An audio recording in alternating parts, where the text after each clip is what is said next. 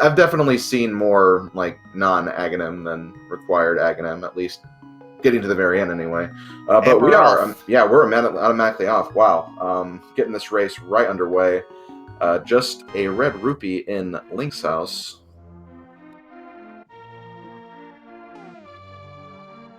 And okay, saving and quitting. I guess going to the sanctuary as well. So we're going to see what exactly is going to be there, while TimLobo is going to go to the Uncle Cave. In the sanctuary, we have the cape. Ooh, that points to an early Aghanim. That really could, honestly. So very quickly, just to explain for those who are unaware of what Keysanity is, it's typically like any other open sea that we saw in the open tournament last fall. Items are randomized, but in addition to that, you can also find keys and dungeon items in the pools as well, and you can find them in other dungeons and in the overworld as well. So in addition to those item blocks, you're also going to be looking for all of the keys you need to beat all the dungeons you need to. So it's really just kind of on a slightly higher level, I guess you could say, than just normal open seeds. It's a lot more problem solving, a lot less dedicated routes. Oh, and Math Girl is going to do a what I think is going to be a yeah, Houlihan room. A Houlihan, maybe? I think so. Looked like there was something off with that cave. Yeah. Might accidentally have a layer disabled, unfortunately. Probably fixing that right now.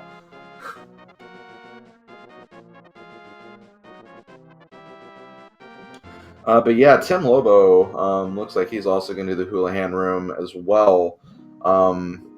Yeah, the Houlihan room honestly is a pretty good play this early in Keysanity, just because it does kind of allow you to get those extra rupees that you may not get that you would in other seeds, for example. So yeah, very good play.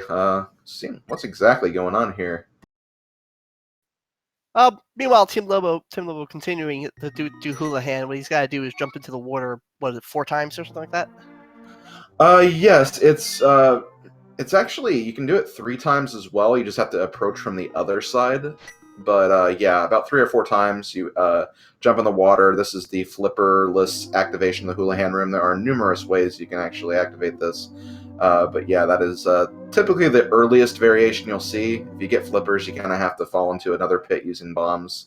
There's a couple of different activations for it.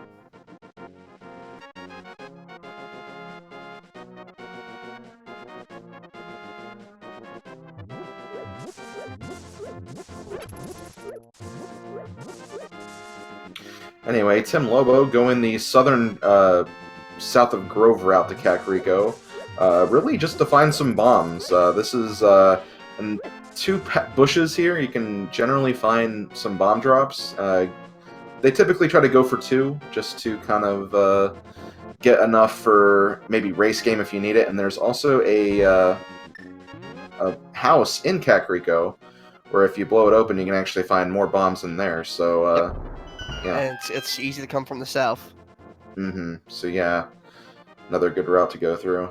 TimLobo immediately gonna check the race game. This happens a lot more in Keysanity without checking the item, just because with more keys and other items available, it's good to kind of take that gamble to see if there is something up here. Oh, the mirror's there. Wow, yeah, the mirror. That is a good item.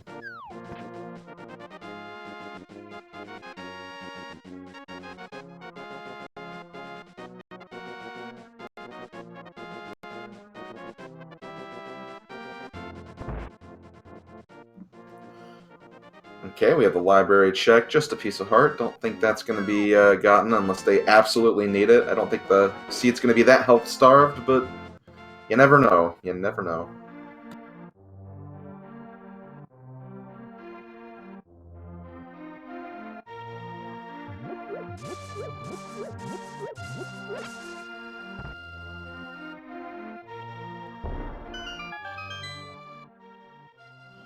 Okay, so yeah, this is the Bumble Hut we talked about in the corners. You get 1 bomb drop each, so you can kind of just come back in here, get 8 bombs, and just be on your way. And that'll cover all of Kakariko, and chances are you'll probably stumble on more bombs after you do this anyway.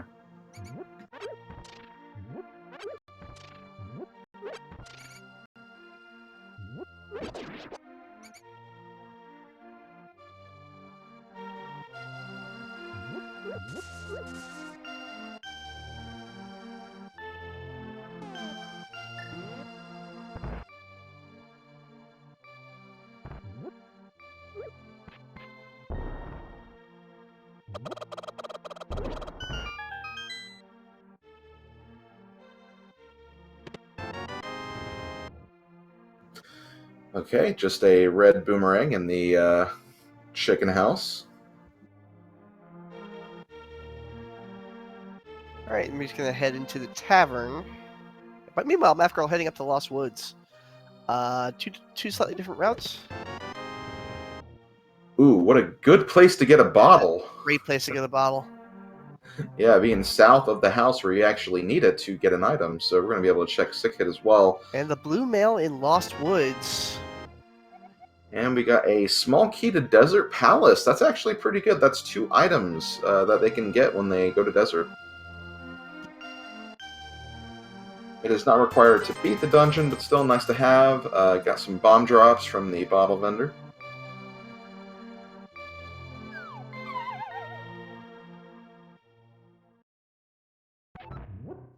And looks like Math Girl found the compass.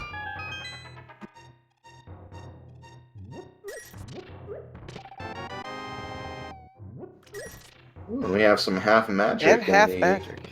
Yeah, from Well and Kakariko. One of those items that just makes your life a lot easier. Yeah, definitely. Especially early on, if you get some magic items and you don't get a sword for a long time, you might actually need to be relying on those magic items. So yeah, having to have magic this early, never a bad thing.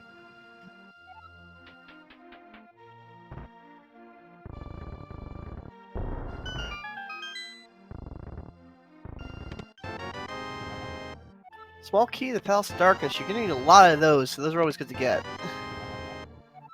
Same for Turtle Rock. Not so Tower, much not Ganon. so much. Yeah, not so much Ganon's Tower. Unfortunately, You need 0 keys for Ganon's Tower. You can run down to that left room, pick up a key, and then get the other key from the Hellosaur. assuming you have the Ganon's Tower big key, of course. That is yeah. one key you do need, but yeah, pretty much. So very quickly, while they're kind of retracing steps that the other didn't do. One thing about the dungeon items, they do actually have modifications in Keysanity. For one, you can actually not tell in Keysanity what dungeons are pendants and crystals until you have the map, or until you actually beat the dungeon and get the item yourself. If you go into a dungeon and hear the dungeon music for a crystal dungeon, well, too bad. The music is randomized, so you do not know what dungeon is a crystal and which dungeon is a pendant. You have to actually have the map. If you have a map for a dungeon, if you check the map, you can see whether it is a crystal or a pendant. So that is actually how you're supposed to figure out the dungeons. And the compasses, they actually kind of keep a tracker for you inside a dungeon with how many of the chests you've gotten. So yeah, but most runners have their own tracker, so it's not the most important thing. Very, very true. But if you're new to running Keysanity or just Randomizer in general, that can be a very, very helpful feature. There we go. Got the TimLobo grabs the blue mail as well.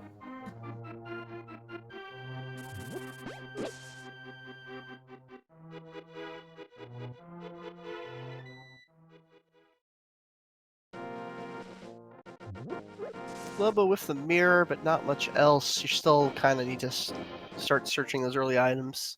Mm-hmm. And what do we... Ooh, just bombs in the lumberjack tree. Nothing going on there. No agony required here this time. Unless you can't get into Dark World. That's true. I think you still gotta do the basic rooms, and oh boy, we're gonna do castle with just bombs and a boomerang.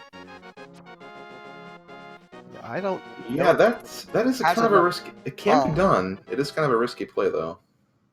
Did we see what the stun prize was? I haven't seen it yet. I don't think. If it did show, I missed it. But yeah, that is something that you can also get if it's bombs. That'd be helpful.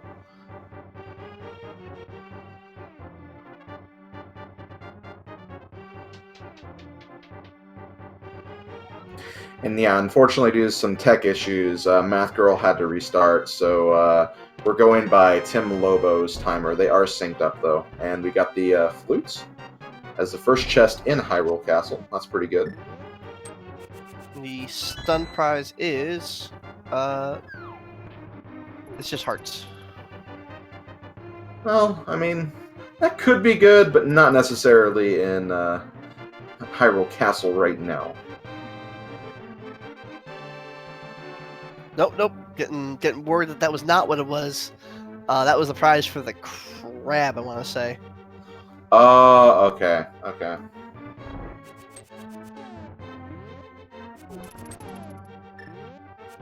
We're about to find out right now. Fairy! Fairies! Wow! That's a hell of a stun prize. Yeah, you're telling me. So in case you don't know, small key tower her, that's important for the tile room. Every enemy drops the same thing, barring they drop a plant, drop like a key, if they're stunned. And that's randomized as well. So for the entire game, every enemy that's stunned and killed will drop a fairy. Yeah, that's one of the things I like about Randomizer is they take a lot of those random prizes, like stuff from the stun prizes, the tree poles, the bush crabs. They've just randomized so much in just this one game, and it's just really awesome the way they've gone about doing this.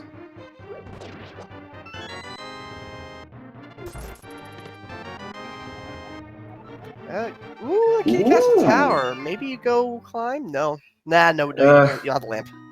Yeah, no lamp and just bombs. That's going to be pretty rough, so I think I'm probably going to pass on that. But that is important because one Castle Tower key, that means you can check both items in Castle Tower. And yes, in Keysanity, those chests are actually important. In open and standard mode, those are always small keys. But in Keysanity, it can be any item that isn't, blocked by that point. So yeah, those are two locations that are very important. Can't complete Castle Tower, but you can get those two items. So if Aghanim is not required, you can just grab those two items and never come back there.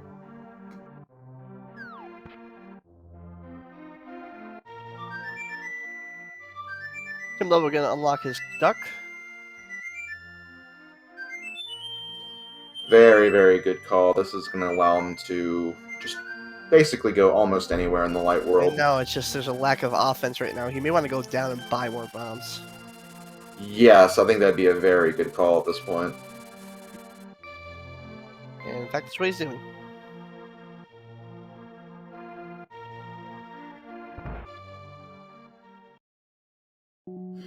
And looks like Math Girl is going to be doing the same thing. Oh no, I don't think she hasn't seen what's in Uncle Cave yet, but she could possibly go in there too.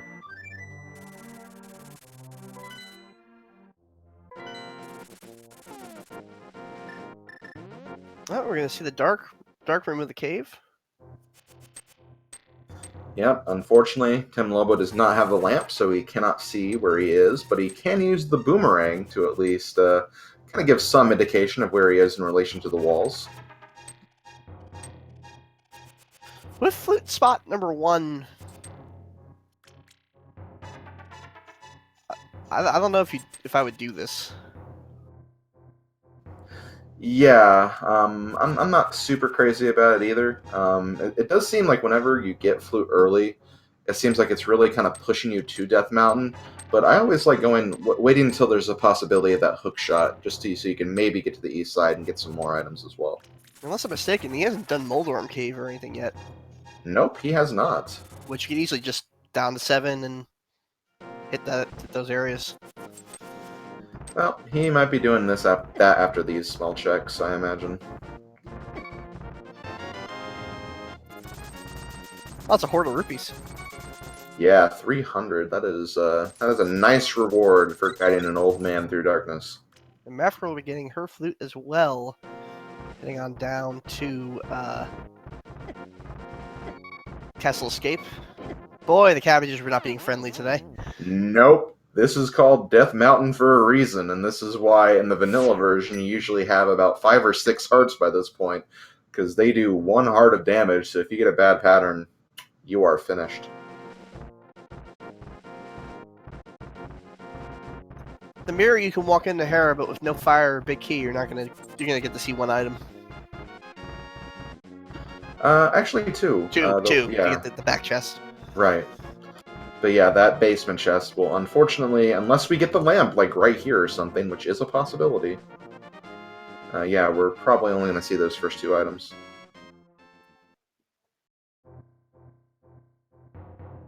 Ooh, the hook shot. Ooh! All right, this was a Okay. good gamble by TimLobo. Yeah, this became kind of a questionable play and immediately went to a good play because the hook shot is right there and it's well within reach.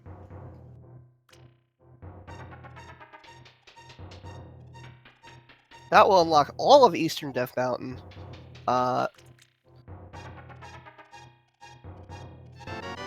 And with the mirror, you can pretty much get up and down Death Mountain the hard way. Mm-hmm.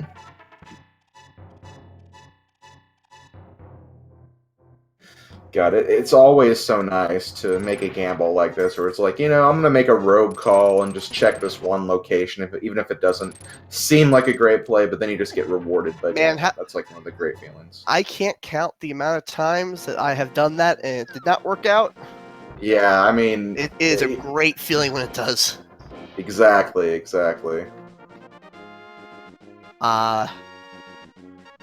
I think he is going to check Hera really quick just for the two chests, which I do kind of like. Up here. Okay.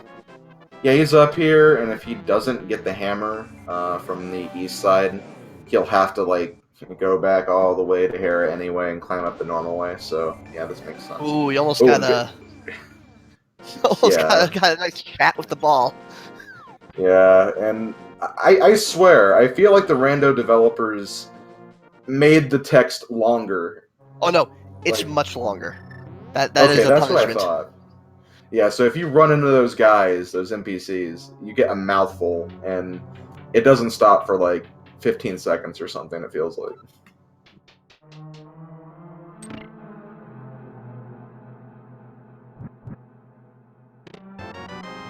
Bald Fairy. Nope. Don't want to see him quit. Just want to walk right on out and jump down.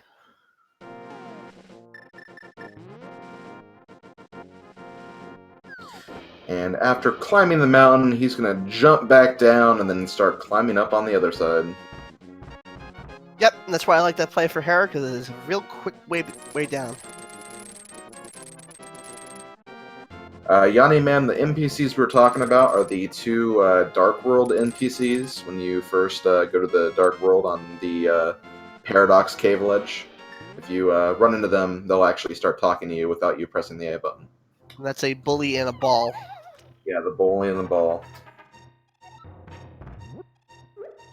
Because in the lore of this game, in the Dark World, your form reflects your heart. So the bully becomes a bully, and the pushover becomes a ball.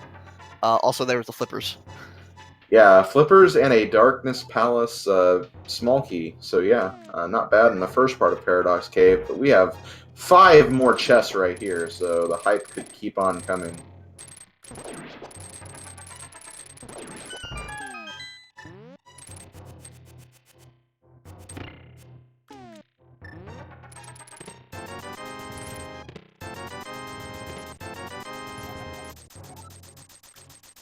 Ooh, big key for Darkness Palace. And another small key for Turtle Rock. Apparently, the boat was seen. Is that going to be the Desert Ledge item then? Was that the Desert Ledge item? Because the chat's freaking out about the D, so, yeah, I think the bow was on the Desert Ledge. That's it. But bow at ledge. That's pretty nifty.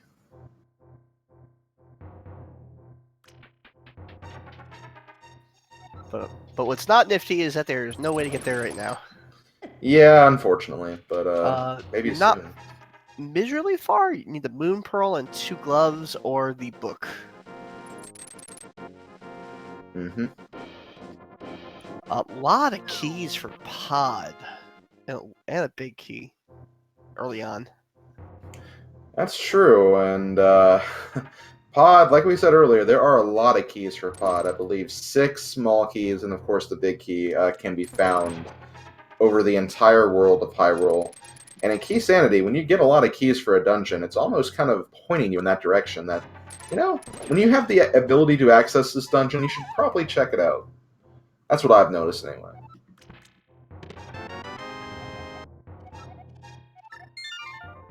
Yep, TimLobo wraps up Death Mountain for now. Looks like Math Girl's making the same kind of play, a little bit behind. Sees that hook shot, going to grab that, and TimLobo, I imagine, is probably going to start checking that South Shore we talked about before. And here we go.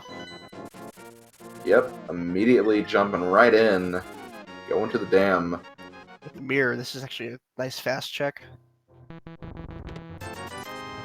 Yeah, when I started learning Randomizer, that was one of the first things that I was like really excited to like figure out, is that whenever you use the mirror and then immediately push a block while you're kind of hearing that you can't do that noise, you can actually despawn the block. Yep, don't try this in a dungeon because you'll just go back to start. Yeah, I also learned that the hard way too when I tried that. Small key to Turtle Rock. Wow, 3 to Turtle Rock small keys already. This is starting to. If we start seeing medallions and rods, I'm gonna start getting worried about an early Turtle Rock dip. Yeah, and that's the thing. 3 small keys is actually enough to finish Turtle Rock, at least with the small key counts. There's still a lot of other items we need, but just 3 is all you need. We'll be short 1 chest with 3 keys, but that will do it. And nothing's in that chest, I say, as I forget that the last match that was currently going on, I think it actually had something in there. Oh, the mini troll norms are earning their name here.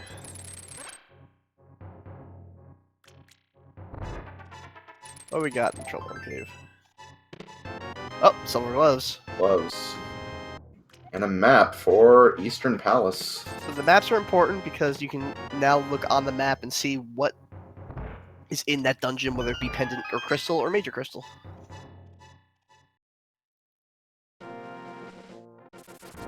He's not checking it yet, though.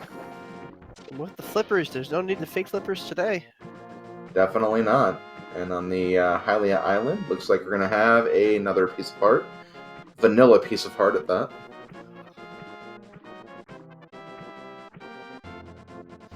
Check under the bridge.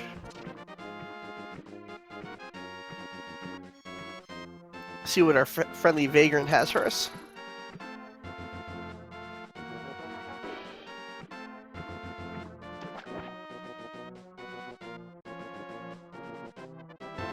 Ooh, and the hammer! Ooh, nice! Alright, that makes things interesting, though, with no moon pearl. Yeah, Little rough. Yeah, no Moon Pearl yet, but that is now 2/3 of the items that TimLobo will need for his Dark World access.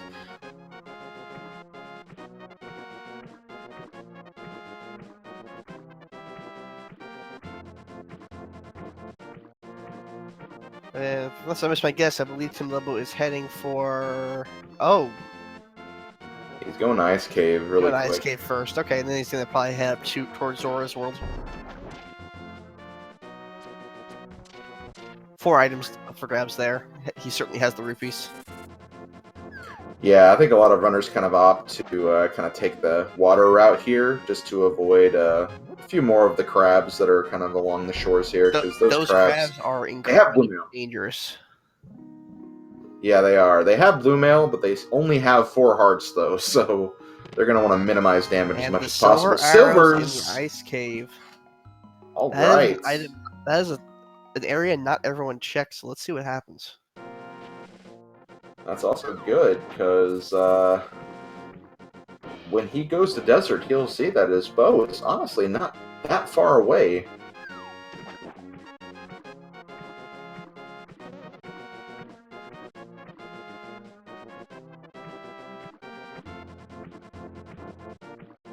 And we know where the bow is. Yeah, well, exactly. Math Girl does, TimLobo does not. He does not, but I imagine desert with flute, it's such a easy location check with the flute, so I imagine he might see that at some point. And the Moon Pearl. Oh, Dark World, here we come. Alright, that opens up pretty much the entirety of the Dark World, considering they have flippers and the hook shot. No sword is not a pleasant time in the Dark World, but... It is not. Definitely not. Yeah, having that Dark World access is good. Heart Container, I think that might be picked up. I would go for it at 4 hearts, and considering that I would be heading for the Dark World now. Yes, exactly.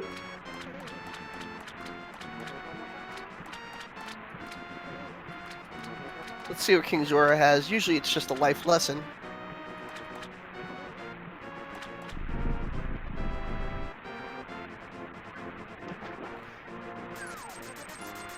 Well, Life lesson. That's useful. Okay, red crystal in the Eastern Palace.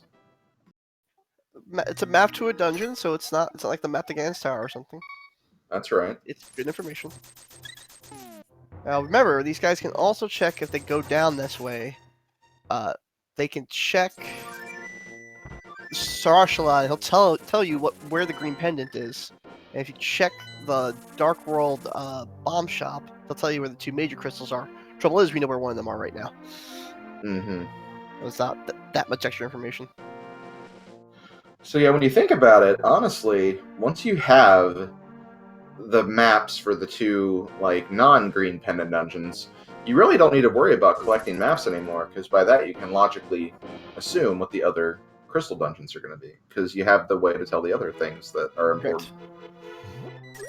I've never gotten the 2 other pendant dungeons before I found everything else. That's a fair point.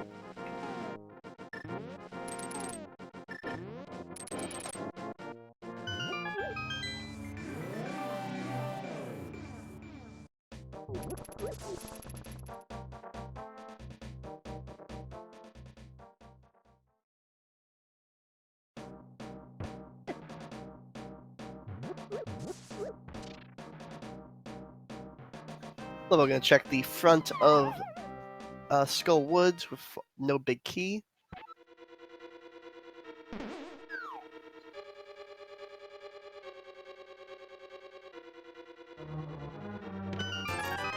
Sarah Zelda 1 asked me, what 3 do I hope is the pendant?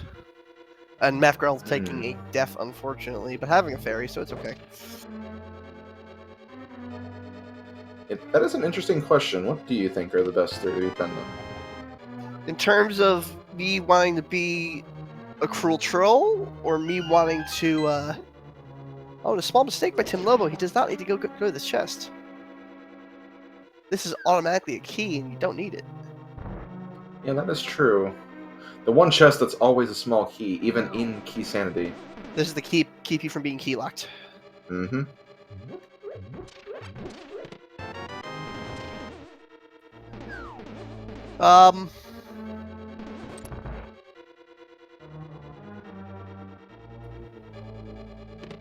If I were being a troll, I would want the pendants on the Light World dungeons. Of course. Because it would make it much longer. Really, ideally, I want to see a non-important pendant on Turtle Rock, and I can care less about the rest. Maybe one on Pod would help. I see. That's an interesting answer. Turtle Rock is hard, it's long, it's hard to get to. If you can not do Turtle Rock, that's a nice fast seed. Yeah, I definitely feel you on that. For me, it's kind of interesting because when I play Keysanity, I'm prepared to enter every dungeon and probably clear even pendant dungeons anyway. Keysanities usually end up being, in some form, 100% complete all dungeons anyway. Really, yeah. Really, the troll answer, everyone's asking what would be the cruel troll answer. That answer is the lamp being on the pedestal. Ooh, yeah. Yeah, that would be. Oh, TimLobo's gonna have to do this room again.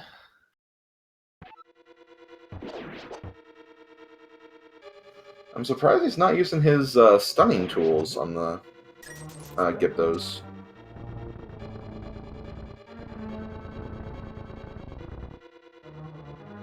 I don't think hookshot worked, but I think boomerang surprisingly does.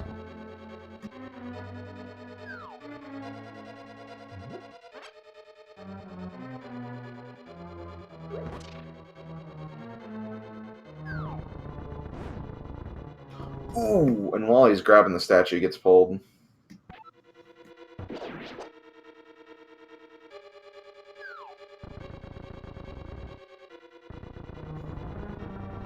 I like knowing that you might as well take a death here. Well, I think you can do it. Oh, half magic? That's not a bad idea. Yeah, and it's kind of interesting because whenever you're pulling something while you're God. wearing the cape, you won't actually lose any magic. Oh, and he takes a death in the Took it end. off! Good Oh, but he fairy. has a fairy, Got a that's right. That's right. Yeah, Math Girl actually lost her fairy already on Death Mountain too, so that is kind of good they had that. Little mistake sometimes like that. Just kind of happen. That room will contain a magic refill, and that is a useless map. Yeah, the Hyrule Castle and Ganon's Tower maps, unfortunately they don't have any added use outside of the dungeons like the other maps do, so I think we can properly say that is a useless item, unless you just do not know the layout of those two dungeons.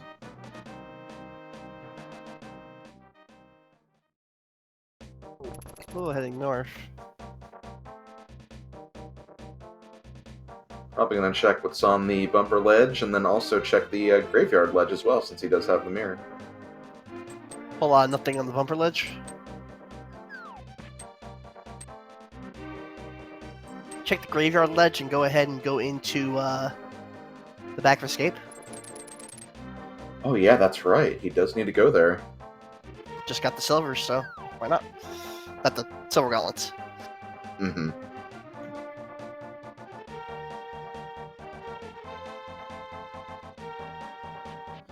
So, fun fact, it may look like you can't actually get through here, but there is one small passage you can just barely get through right there.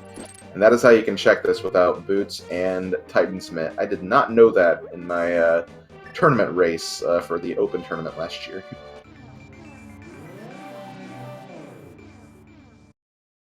So it's not something typically many people know about.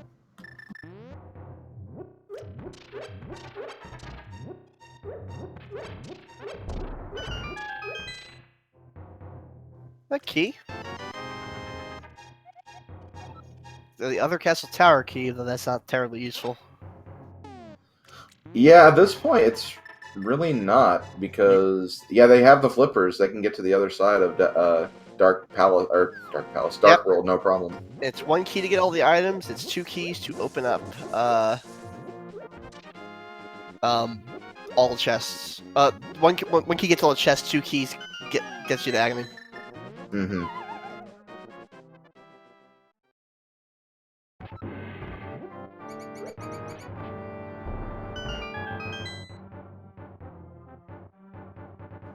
Okay, back escape. We have a big key to Ice Palace. Oh, Red Rupee. One of the unnecessary ones. That's an important key. Yes, the small key to Swamp Palace. One thing I like to tell people who are familiar with, playing open and they kind of want to move on to Keysanity, think of the small key as an extra block to get inside Swamp Palace, because you need the mirror and flippers to do anything. And if you do that, you get one chest, but that chest is normally what has the small key to Swamp. So that small key to Swamp essentially adds another barrier to Swamp Palace. Sarah's the one asks, can Act 1 keys be in Ganon's tower? Well, I don't see why not. I don't know. I mean, I really don't see why not. I mean, if there's no progression that leads, or that you can find in Agath's Tower, or if, the very least, like maybe the big key is in Agath Tower, and you don't get any castle towers till the very end, it's possible. I don't know if logic is automatically built in within all dungeons tact, because if there is, then they can't. Well, no, it could still be in there because there's no reason that you can't go back, leave, and do Aga 1. Mm-hmm. We did get a map check from Tim Lobo. We have the other 5-6 crystal in Ice Palace, and we have just a normal crystal in Swamp Palace.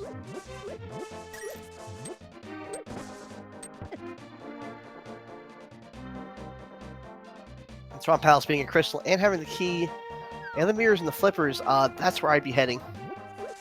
Well, I just realized, yeah, Tim Lobo has all the items to get into Swamp. And a sword. And a sword, too. Okay, then. You might have to do a turn-based battle, but I wouldn't even walk into Thieves Town. Yeah, like that. Yeah, that would be a good call, I think, at this point. I'll go clean up these chests. I go around the horn. Maybe those for chests in Thieves Town because you're here, but. Mm-hmm.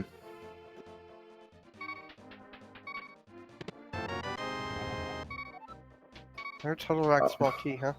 We have all the Turtle Rock small keys. Yep, I found them. Still have no way to feasibly get in there, but it could be a place with items once they get a few more things.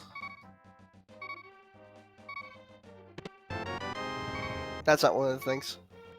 No, not at all.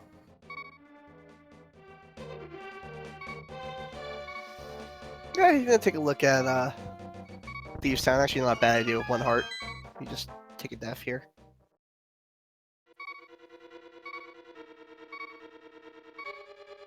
Yeah, you can almost think of this as just like an overworld cave with 4 chests. The key of Misery Mire's not a joke either.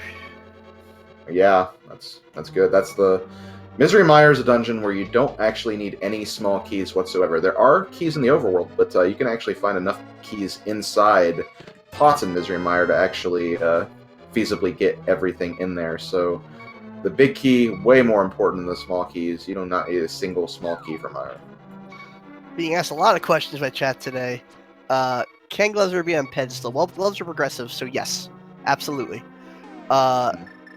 It's more than likely to be for the second set of gloves.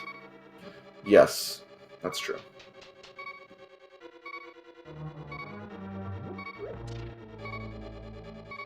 Actually, no, I don't think that is possible. Gold gloves?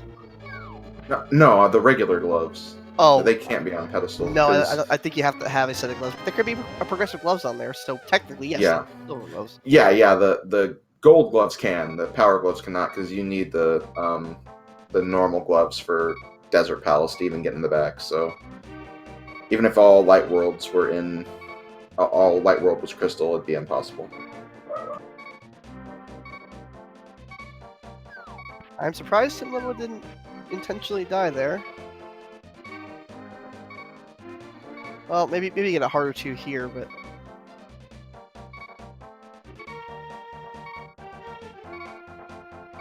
oh, this is still anybody's race. Don't be fooled by any sort of lead. We're still so early in this race. Yeah, really, just taking a different direction and checking something different from your opponent can honestly lead to a huge change in the current state of a race, so yeah. Anything can happen, especially in Keysanity.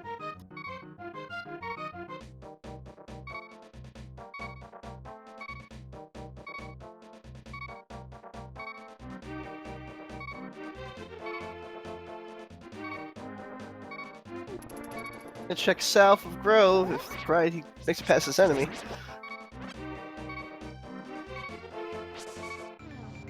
Math Girl's taking a death. This is a rough room to do at low percent.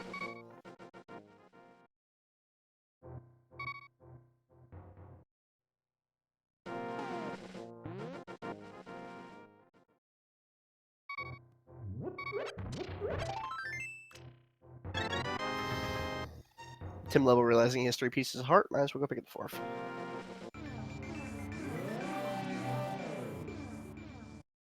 Oh, and he gets caught in the warp. Yeah. I've done that countless times. It's annoying. Find that if you put yourself right above one of those bushes and you walk from the top, you're pretty safe. Mm-hmm. Yeah, there was one time, and I was actually recommended this by someone. It's a good thing to do to just kind of look at all the mirror spots and like kind of the best like places to place them, because that honestly can save a lot of time, just kind of training yourself to go to specific points on the kind of the mirror location and just kind of figuring out what those are. Best way to situate yourself anyway. Lobo should check the house. Maybe he doesn't know about it.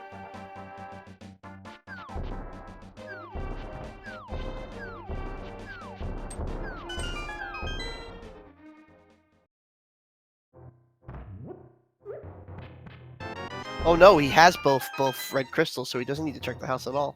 Yeah, it doesn't. So yeah, he's aware of what they are. Canis Mario. In a Samaria. Someone call Phantom Ryu. And for once, the Hype Cave kind of lives up to its name. Okay, well, yeah, it has a very, very definitive, more than likely progressive item in some form, even if it's in a pendant dungeon for that matter. Still, Turtle Rock, to get anything from there, you need the cane anyway, so I'd say it's hype for that.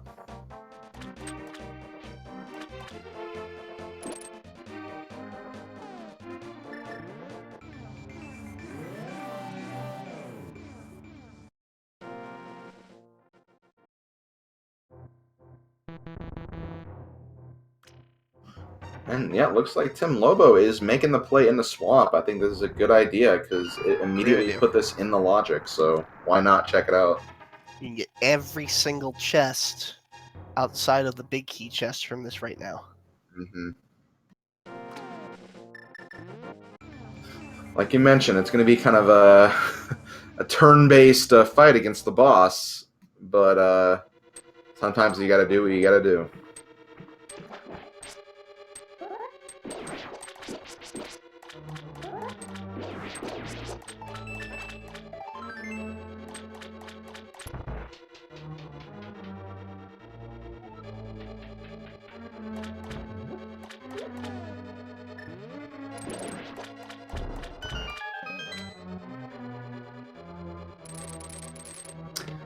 Yes, thank you very much, Aces High 76 for the 600 bits. Thank you very much, Aces High 76.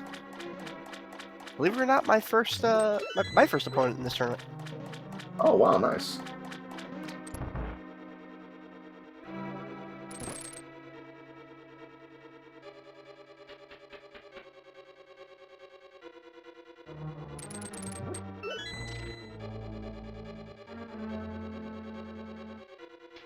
Yep, the Titan's Mitts showing up, so that opens up a lot of the world. Limit unlocks Dark Death Mountain. Shortcuts back in Kakariko. Unlocks both Desert Palace and Mire. Well, not Mire, Mire area. The Swamp of Sorrows. And thank you, Mafia Guido, for the subscription via Twitch Prime.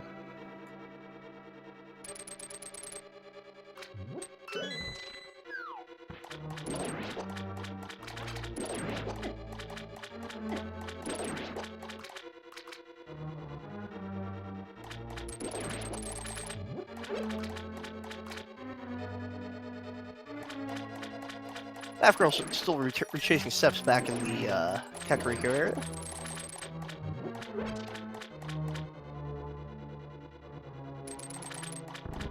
And next chest in the swamp we have, you tell me.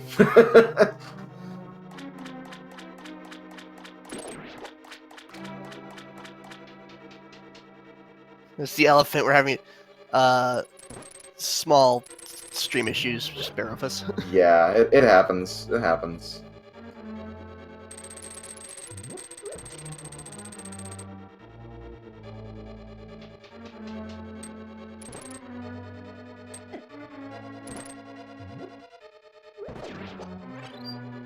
Yeah, looks like Math Girl is making her rounds in Thieves Town, Village of Outcast area. Gets her sword, so bet she's happy to have that finally. Oh yeah.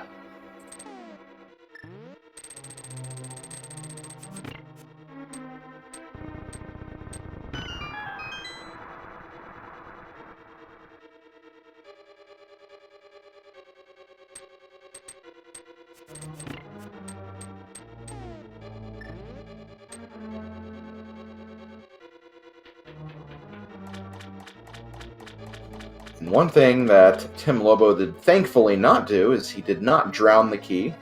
A very frustrating thing that can happen. That Oh, I've other done small that. key. It's really bad. It means you have to leave the dungeon just to get that key to respawn, and it is not a fun thing at all.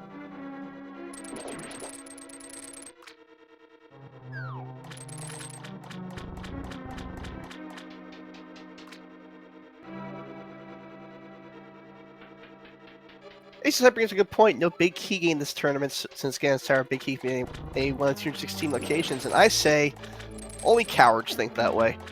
Name me a number between 1 and 216, and no, I'm not. Well, I mean, you do bring up a good point. I mean, obviously we can't do the leaderboard or any of that stuff. It'd be really too insane to keep track of, have someone just keep track of that many locations. But you know, just for speculation sake, where do you think the big key is going to end up? Also, powder in Swamp Palace.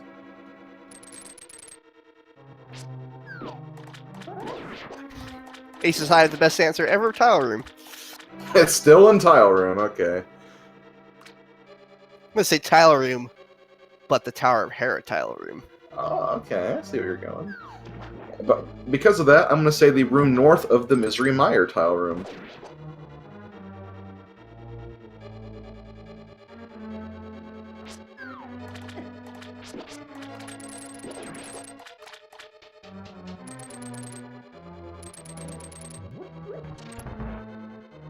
Oh, and I guess that is true. Yeah, it can't be any of the chests that require big key for Ganon. Still, That's 211 locations. No one's going to keep track of what number it is.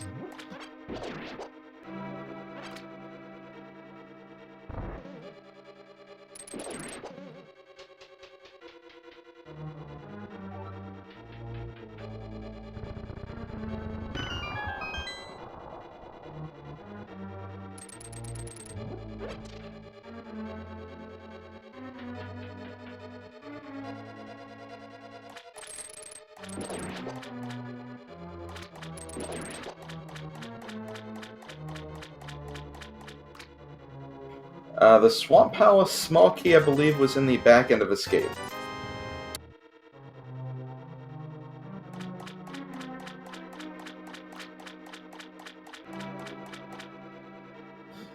Also, I do find it funny that there were 2 red rupees in that 2 chest room.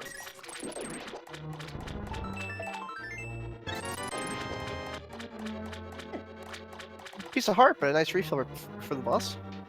Yeah, and I mean, with Blue Mail, he's not going to take that much damage from Argus, but like This still, isn't an easy version of Argus.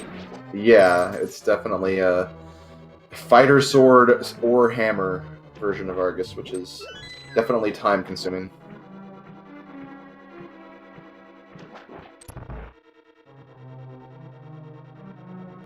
In fact, whoever was asking about the swamp small key, we're going to see it in just a second on Math Girl's side.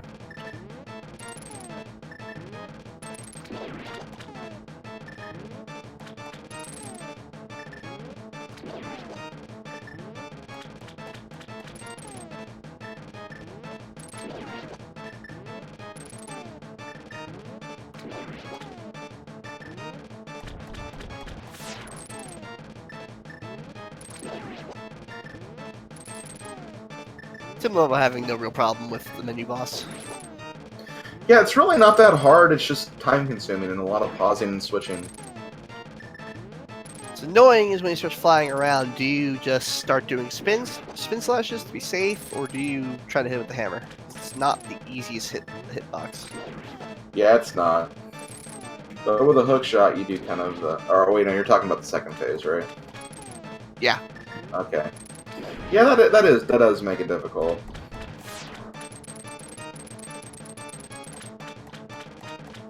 Now, if you had the bow, it would be really easy. Yeah, it would be. Still looking for that desert access. Plus, I don't think he even knows that the bow's there yet. He 100% has desert access. Oh, he got the... Gold gloves, but it was in this dungeon, so he wasn't gonna run out. Okay. Okay, so that was an item we didn't see. So yeah, he did get the gold glove, so he does have access to that now. He just doesn't know that the bow is there. And making short work of Argus. And 50 minutes in, that's our first crystal. That's right. But I mean, that's kind of the breaks with Keysanity. Sometimes it just takes a while before you can complete a dungeon.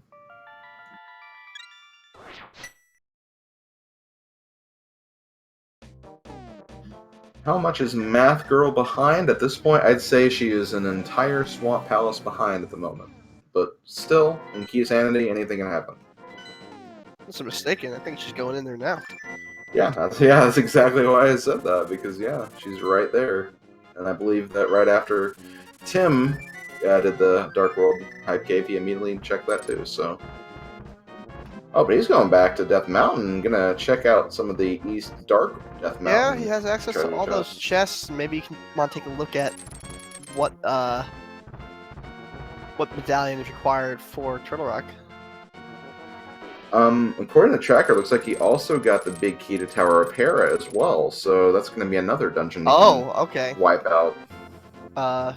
Still unknown whether that is a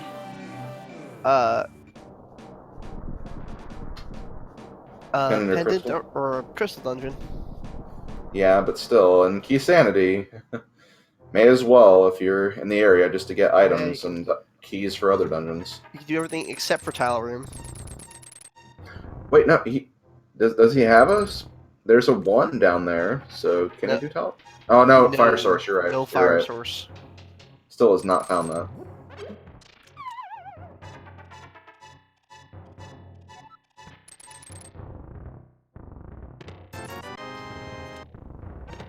A quick question being asked in chat: do you do a dungeon if you don't know if it's pendant or crystal?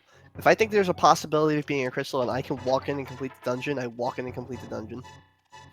Yeah, that's kind of my that's kind of how I think too. Oh, and there's the Titansmith. It was in that chest right there, which I believe we did not see because of frames.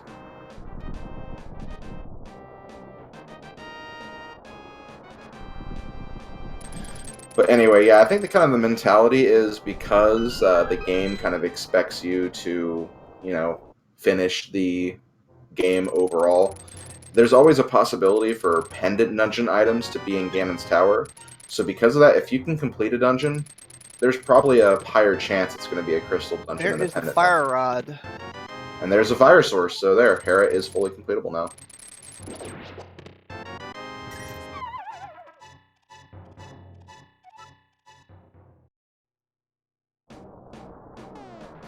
And it would be a bit of a rough fight, but Mothula can also be destroyed now, too. Not as rough with half magic. That's true, but still. More so talking about the hearts, but I mean, I guess they're kind of getting some health now. It's better than the 4 hearts they were with about like 20 minutes ago.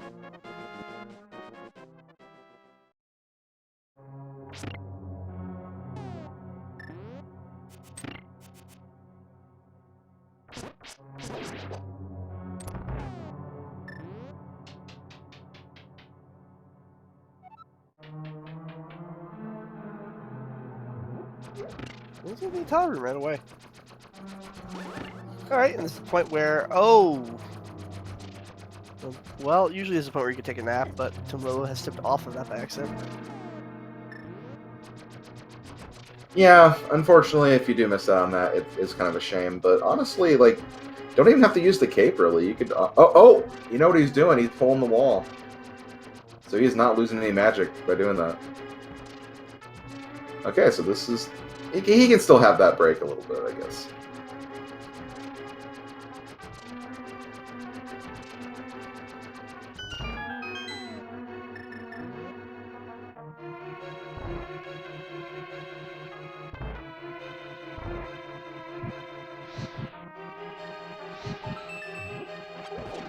Right, in the tile room is... just a heart. Well, Saint card, actually. Okay. Oh, wow, nice. Would have been nicer to get that in a more sticky situation, still.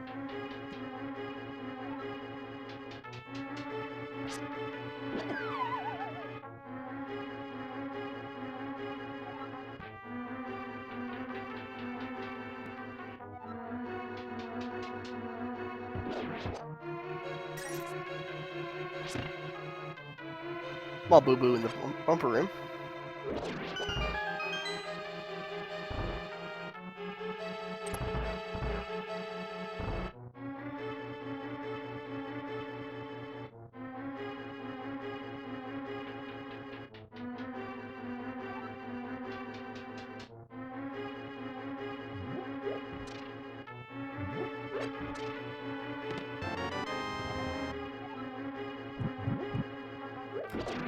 Did not see what was in that small chest, unfortunately.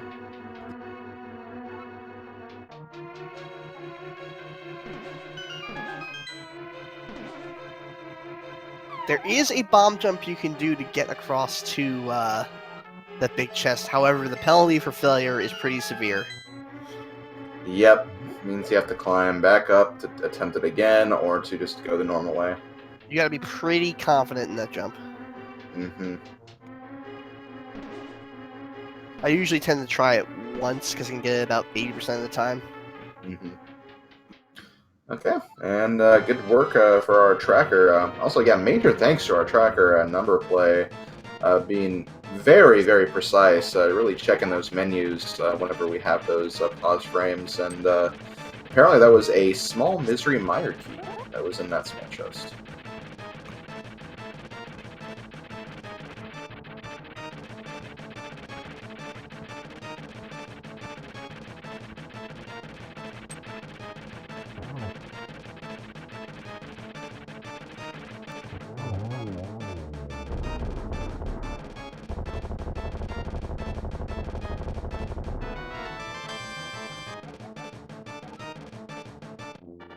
Ooh, and just a blue pendant. Unfortunate, but That hurt. That hurts a little bit. This will give Math Girl a shot to get back into this race. yeah. Really nothing useful in Tower of Hera. Yeah, there really wasn't. I don't remember what we found on the first trip through, but I don't think it was anything substantial. Though there was a yeah. fire rod on the way up, so... Yeah. I'd almost say that was more Death Mountain, though, and not Tower of Hera. So... But yeah, there was that. This trip wasn't completely pointless. Yeah, check out Spike Cave. Yeah, with double magic and the cape, why not?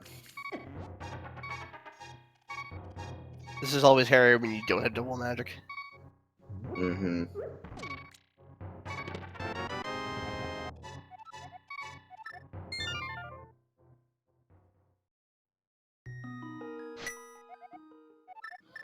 Yeah, looks like we have some intel on Misery Mire being a crystal.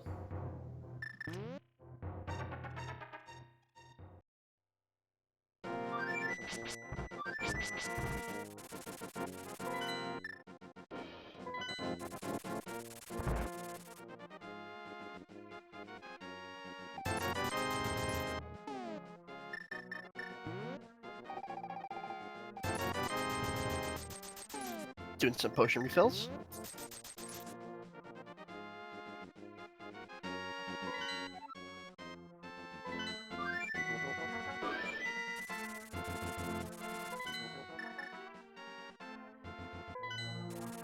And TimLobo is going back into town. This could be going back into Skullwoods. And by getting the magic beforehand, that is probably another good indication that he wants to get rid of that moth.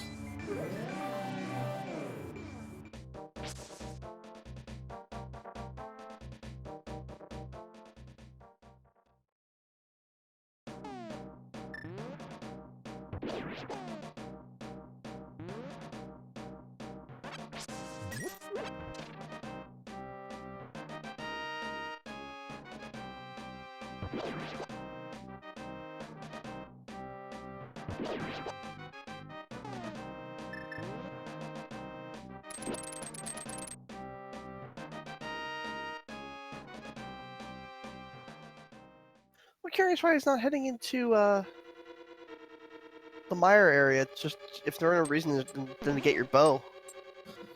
Yeah, I know, right? Again, it's so He easy. doesn't. For us He to make doesn't that know. call. He doesn't know. Yeah, he doesn't know. That's the thing. when commentating, it's so easy to just kind of make those critiques like, go back, get the bow, but he just does not know that it's there. If he did, yeah, he probably would get that immediately.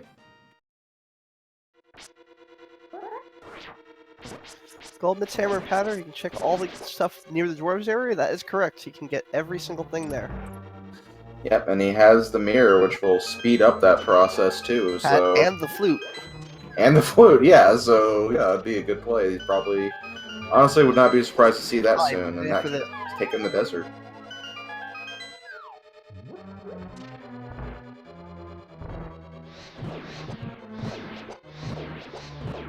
This is one of my least favorite rooms in the game, and he's taking it like a champ.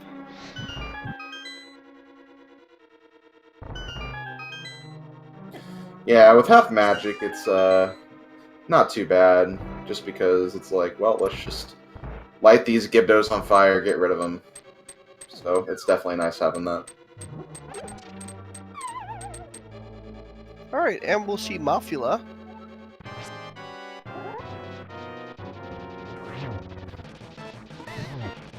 One swing just to get him off the top. Remember, this game is coded in such a way where if he's over the spikes, he does not take full damage.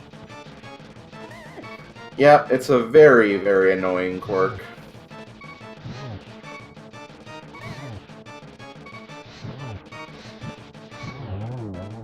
And he takes care of business with Mafula. Yeah, that was a really nice fight too, I have to admit.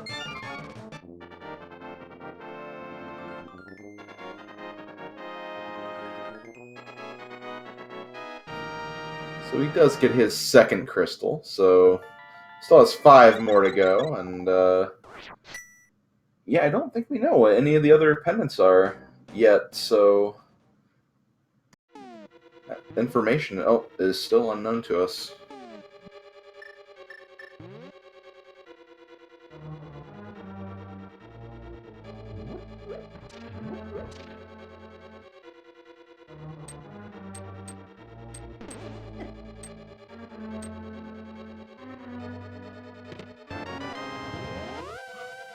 Oof. So, Master Sword in the chest before Mafula. Yeah. You know, with the mirror, I'm always tempted to check that chest first, just in case. Yeah.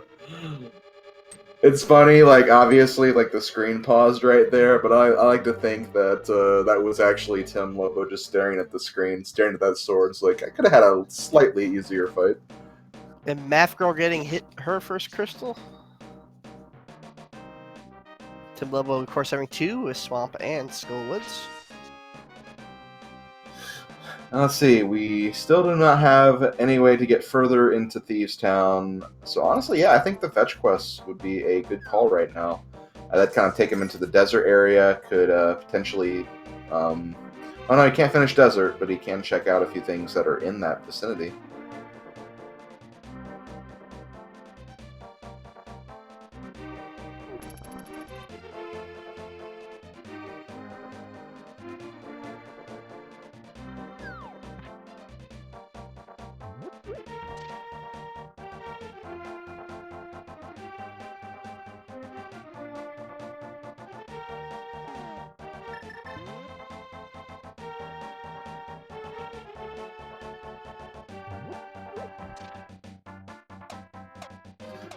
Yes, Sir Zelda. No one's actually has been to the eastern area yet, so we do not know what the green pendant is at this current time. I imagine once TimLobo gets that bow, though, he'll probably be in the area. I actually imagine we're going to see Math Girl go get the bow first. Yeah, she knows it's there, so I would not be surprised to see that.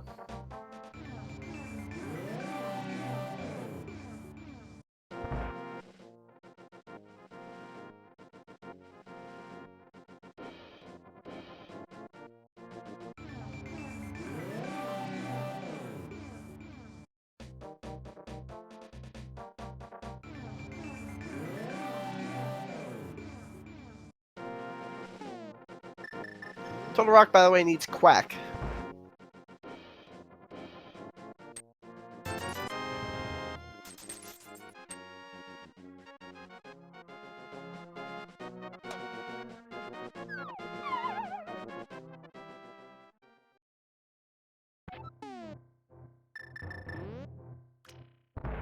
We'll get a mad batter check. Needing the powder or a glitch involving the King of Sumerian mushroom.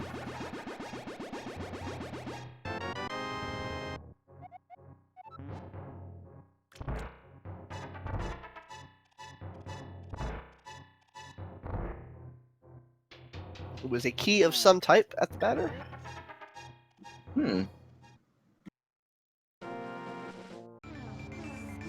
Ganon's Tower, maybe?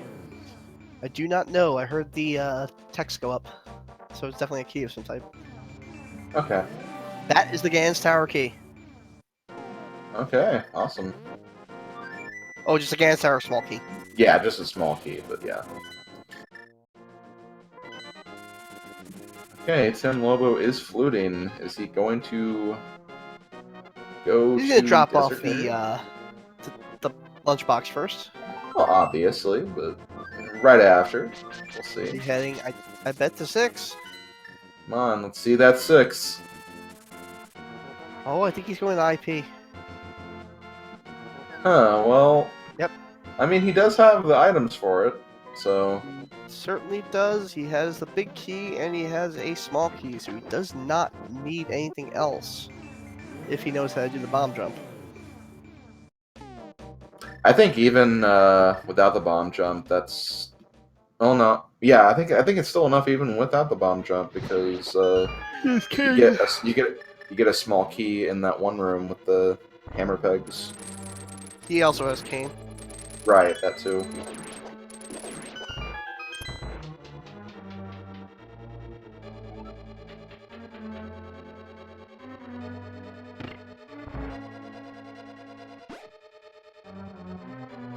Yeah, you kind of indirectly mentioned something that I think is really interesting. You have to get the right setup, but you can actually still full clear ice even without any small keys. You just have to go like a really roundabout way through the dungeon. Not even that roundabout. You just really just need the hook shot and to know how to do the bomb jump. Right. Roundabout to someone who probably doesn't know the layout as well as others. Right. But yeah. Honestly, you can walk through those key doors on the bottom from the basement from the wrong side and not use keys. Mm-hmm.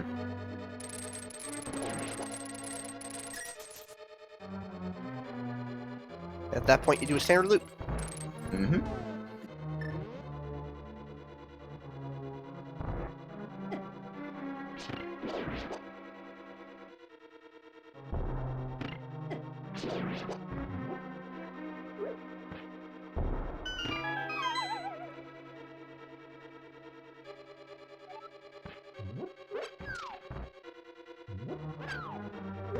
Oh, he's gonna be able to get the quick kill on the Armos.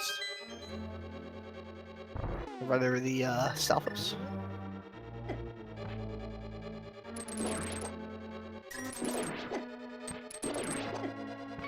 Yeah, I love that Stalfos quick kill.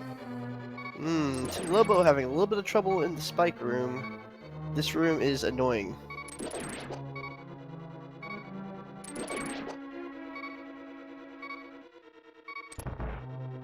So, this bomb jump is a little perilous now.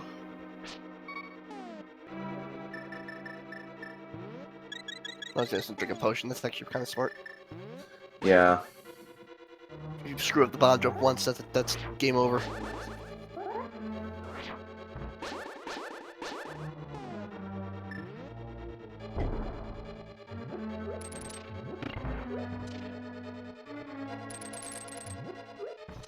Got it, excuse me for running on.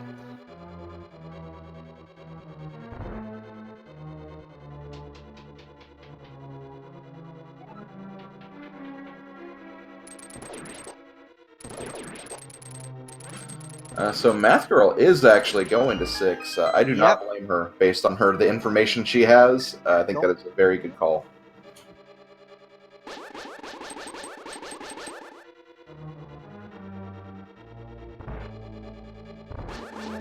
First, she's going to give that murdered dactyl the business by slicing his head off. Misery Mire requiring bombos to enter. So if we see that ether medallion, let's throw it out. We do not need that at all in this particular scene.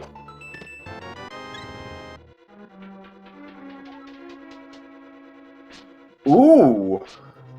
DP big key. Math Girl's gonna be able to clear out all DP. That is really nice. Well, short of the torch. Right, right. Oh no, Math Girl does not have a fire source yet. Oh yeah, that's true. Yeah. Cannot So. finish.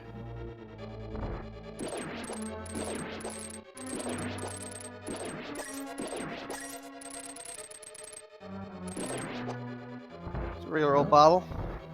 Yeah, that's bottle number 3.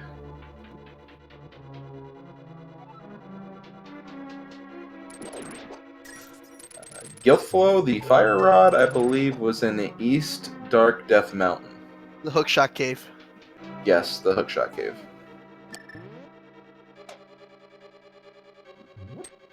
TimLobo got that picked up when he went up to take on Moldorm and Tower of Hera.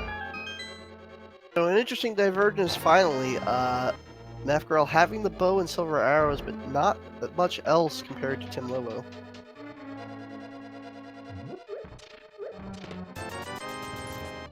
See how this plays out. Doesn't have a lot, but she can check 2 items that are in here and get intel on a 3rd one.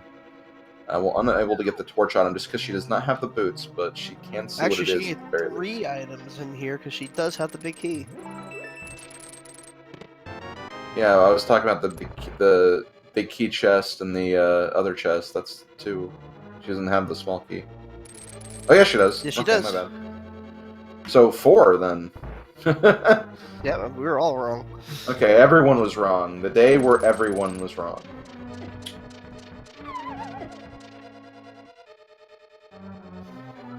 The silvers were in the ice rod cave. Yes, that is correct.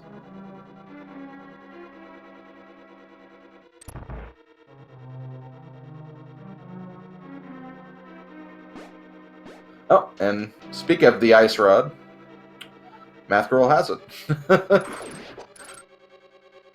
I have a feeling that Turtle Rock's going to be necessary.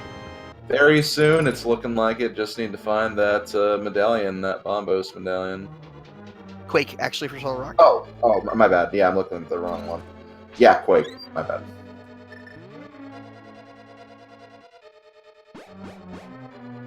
That ain't it. Yeah, that's definitely the medallion we will not be needing. That is the Ether medallion.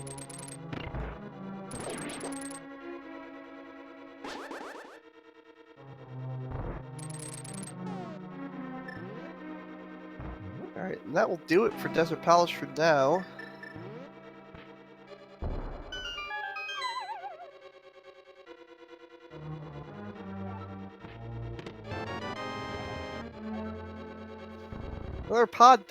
Another small key. I think we're gonna get a visit to Cold Stare. I think so. And it looks kind of nice that he did get some more hearts. Even with Blue Mail, Cold Stare does hurt if he does touch you, so best to have as many hearts as possible at this point. And as much magic as possible. Yeah, and thankfully, half magic is in play, so we'll at least have some fire rod to use once the ice cube is melted.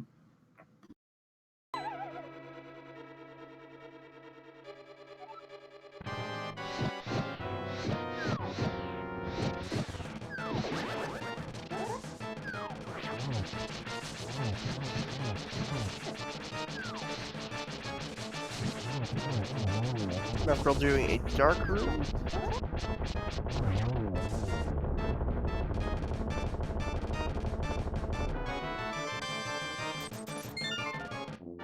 Oh, and a crystal in Ice Palace. So, oh, that was definitely a crystal, actually. Yeah, that was one of the other red crystals.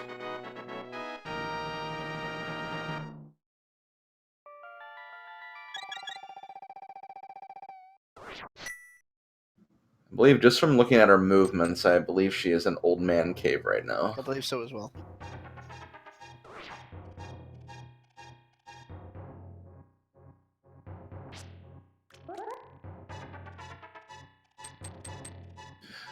Okay, so we finally see the desert area now. From TimLobo, anyway.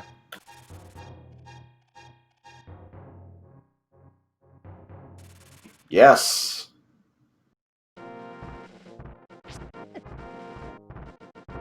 So he's gonna get that Bombos intel. He's gonna get that big key, and he has a fire source, so You can go Lando finish is on the TP. table for him. Yeah, exactly.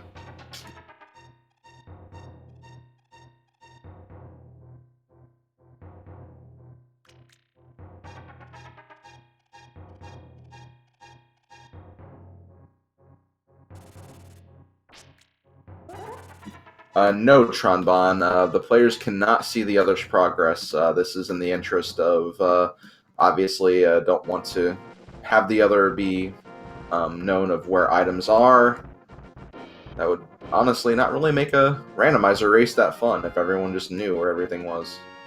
So yes, they cannot see the progress of the other racer, and that's just the way it is.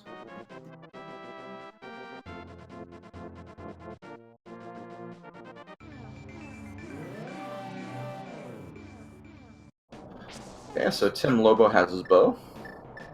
There is a version of this with shared information. There's a 2-on-2 version of this, basically.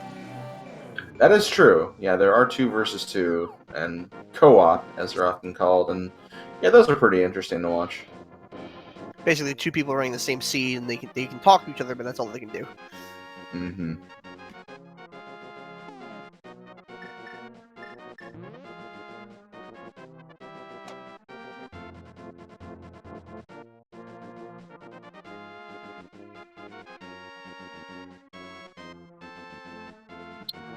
Looks like Math Girl will be getting that info on Turtle Rock, Yep. as well as the Fire Rod very soon, too. That's just bad luck routing. Yeah, unfortunately. Like, I don't think Math Girl made the wrong play at all. I just think it's the way it goes sometimes. Yeah, and especially in Keysanity, like, you have no idea where items are going to be. No idea whatsoever. You have a million options available to you at once. Even a bunch of one-offs are just a whole bunch of different directions, so sometimes just choosing one location over another can just kind of throw you off, and it'll look like it's bad routing, but really it's just kind of, it's very subjective, I guess you could say.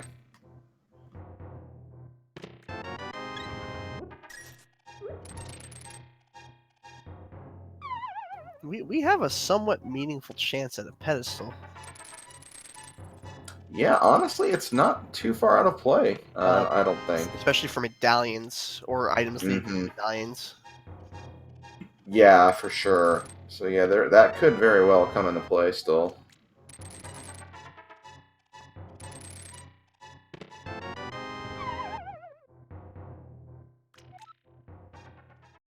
That Eastern Palace big key, for example, is still missing in action. Thieves Town big key missing in action. And of course, an incredibly required item, the Ganon's Yeah, Tower big key. the biggest of keys, you could say.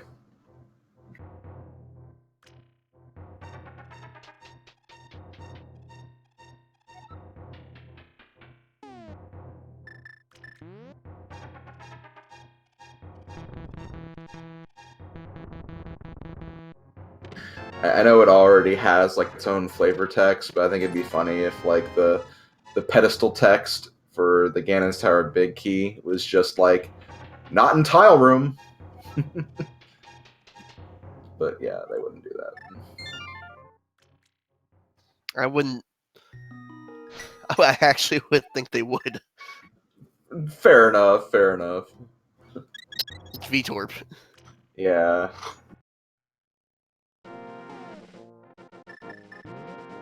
Or wasn't in tile room after all, I guess would be a better way to phrase it. Oh, and Bombos. Oh! That opens up Meyer immediately. That opens up Meyer. Now, Meyer can be completed. Does not have the lamp though, so by logic, the seed doesn't expect you to do that right now because you have to go through dark rooms. But Those are rough dark rooms to go to, by the way. But Yes, it is. it also means that Meyer may have. I believe we have our pendants at this point. Palace of Darkness and Turtle Rock must be pendants. Nope, Thieves Town is still in play. Yeah, So we 2 of the don't 3. have Thieves Town yet, but yeah. You shouldn't have to do both Pod and Thieves Town.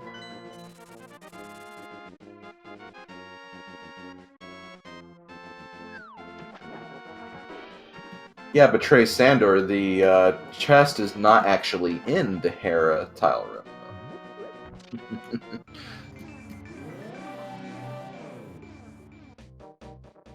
TimLobo checking out Agina's Cave. I don't know why it's called Agina's Cave. The guy is called Agina, I guess. No, isn't that still Shashala? No, I don't think that's Sasharala, no. It looks like him. Sure looks like Sriracha. Yeah, it definitely looks like him, for sure.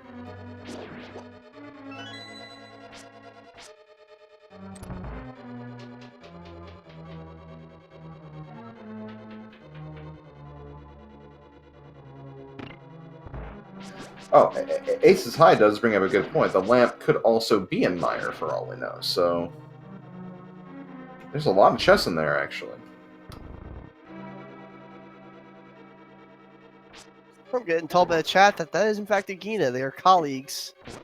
I always thought that Shash could just kind of walked over there before you got there. I mean, that's not an incredibly outrageous thing to think of. I mean, he can talk to you through the tiles in the dungeon, so it's like, well, he could probably have some warping powers, too.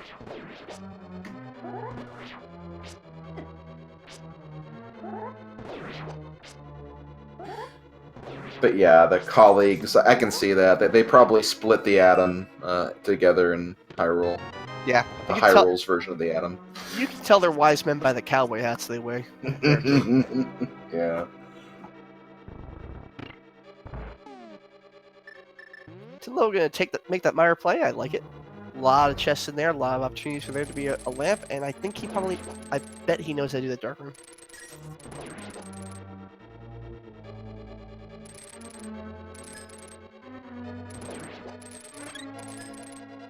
Yeah, we have a lot of entrants in this Keysanity Tournament, and I'm sure to get ready, our runners may have practiced many different things, so who knows? Yeah, this could be like an advanced Darkroom Meyer player that we're unaware of. It's not. It's still no fun to do that room dark. Oh, it's god-awful, for sure. I hate going through that room. So yeah, I agree. This would be one of the few situations I would actually do it.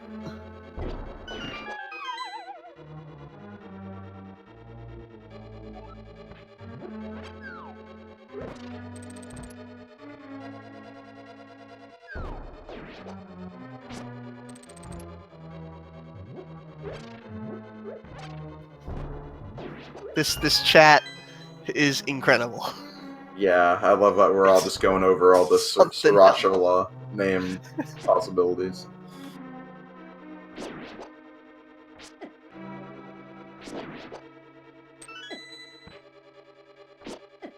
Well, hey, in the credits, they actually list some of the more common names. So some of these names could, at some point, if they catch on, they could appear in the credits as his name. If you're watching this on a VOD, check out the chat at this moment.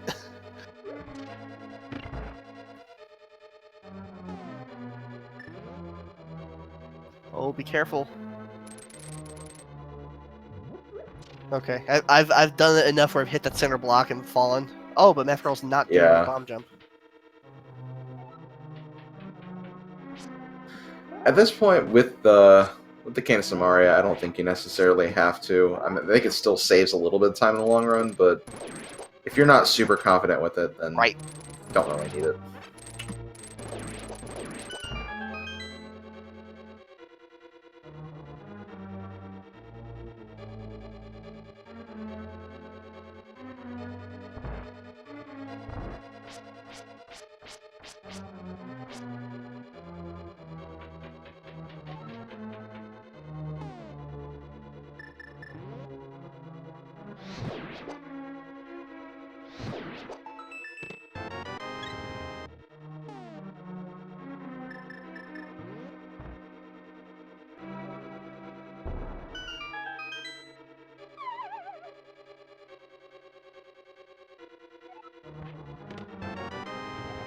Hey, check out the chat. There is a very nice written tutorial on how to IPBJ.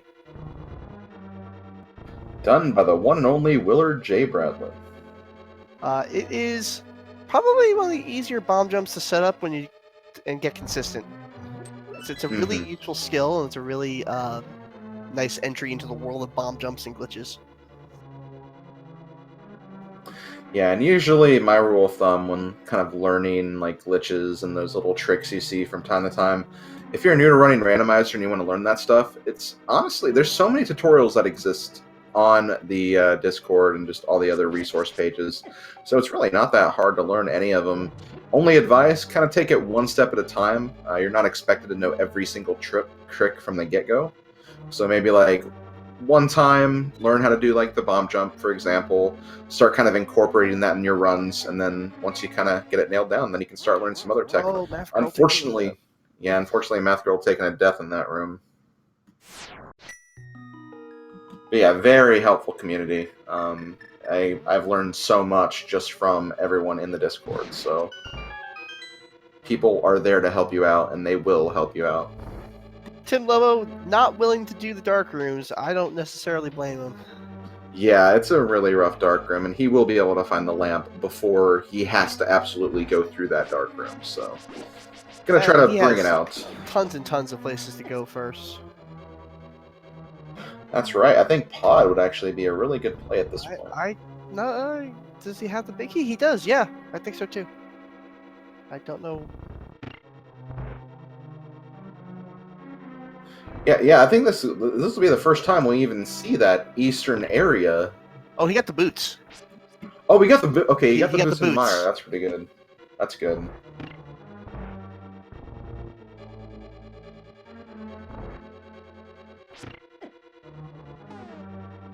That'll open up a few locations and just in general give faster movement across the map.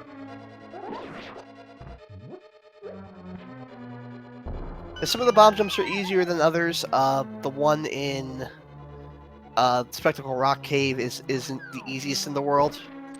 But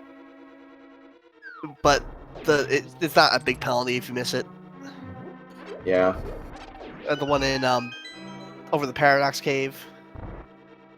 Right. But again, not a huge penalty if you miss it. The two big time savers really are probably IPBJ is the biggest time saver. And if you can pull it off consistently, the Tower of Herod bomb jump is really nice too. You get to skip the entire 2 floor transitions. However, Math Girl taking another death, unfortunately.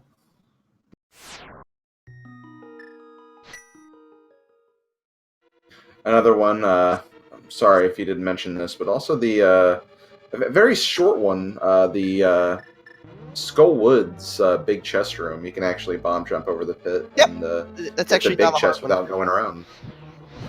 Yeah, and you have infinite tries to try it again because if you fall down the pit, you don't have to climb back up. You're still in the room. So if you die, you go back to start. It's a little finicky sometimes because it just sometimes doesn't want to do it.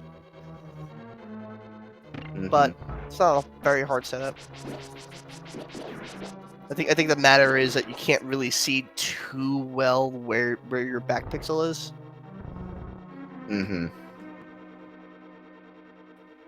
In Solid Shooter's closet, I didn't get to see it. Yeah, I didn't really see much, but again, looks like we did have a pod key, a pod small key. Yep. 2 pod small keys, so that's all the pod small keys you need, I believe. There were 2 of them? Okay. Okay, so yeah, I believe if he has 6, then yeah, he's got them all. If you're willing to walk around the basement, then you don't need any more keys. With just 5. Which, honestly, like, I really, really feel like the lamp is in here. It's either here or Eastern. Like, it's gotta be, I think, at this point. It's just a bit of speedrun splaining from us. In case you're new, just joining us for the first time. Exactly. Get into it.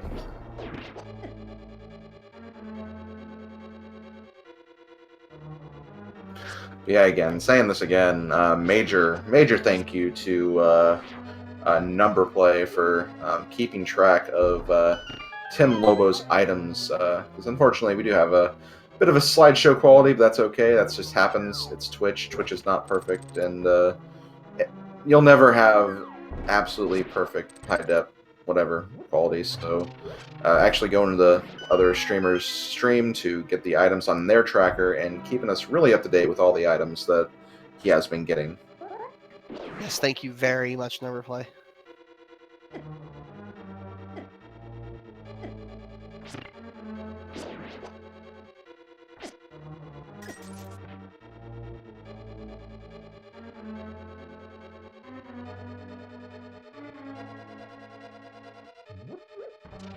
Neverplay's having kind of a rough... Not Neverplay. Neverplay's having a great run of it.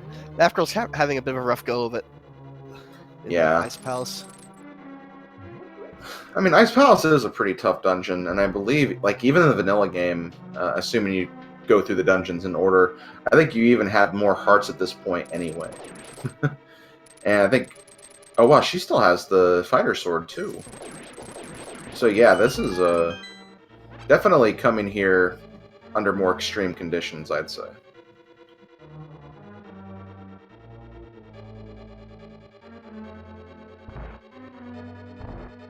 Oh my god. Oh, what happened? Oh no. Oh no. TimLobo crashed and he just lost a lot of progress. Oh no. Oh my gosh. That is very unfortunate.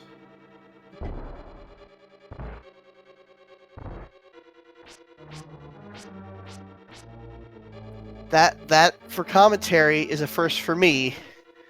Yeah, I can't say I've ever been in a race where this happened. Well, I'm gonna go at the speed SRL rules is keep going. There's no save state, there's no rewind, it's nothing you can do, you just gotta recover. He has not forfeited. He is not forfeited. That's good. Thing is, like, if he remembers where some of the key items are, he can very quickly go back and get some of them, and can even skip a few chests if he remembers if they're not that far back. Yeah, he's not.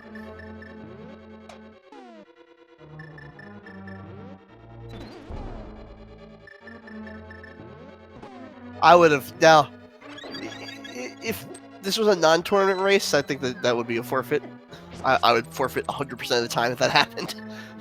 Yeah. In a non-tournament race, if this is a tournament race, you gotta try.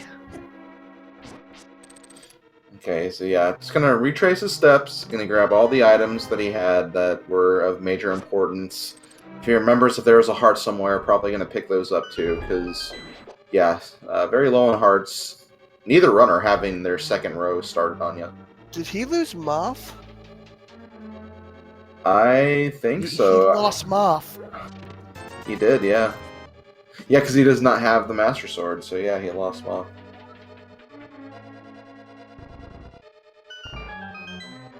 He lost Moth. I believe he also lost Cold Stare too, because he'd go through Ice Palace.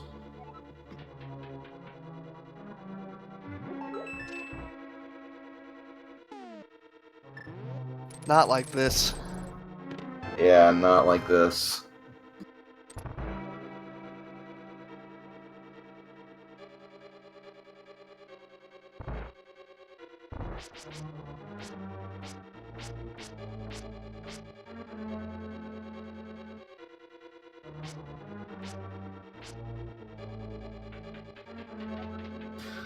I think he's kind of trying to maybe readjust his own tracking right now, figure out what exactly he has, and gonna move on. Again, major kudos to him for continuing.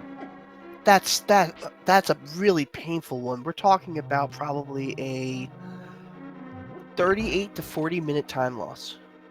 Mm-hmm. Yeah, that's unfortunate, but yeah, that's about what it is. Yeah, that's the trick. Is everyone stops saving and quitting when you do the flute. There is a shot that can happen.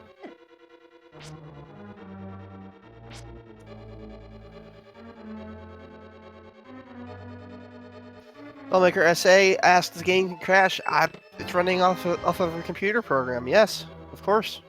Anything else?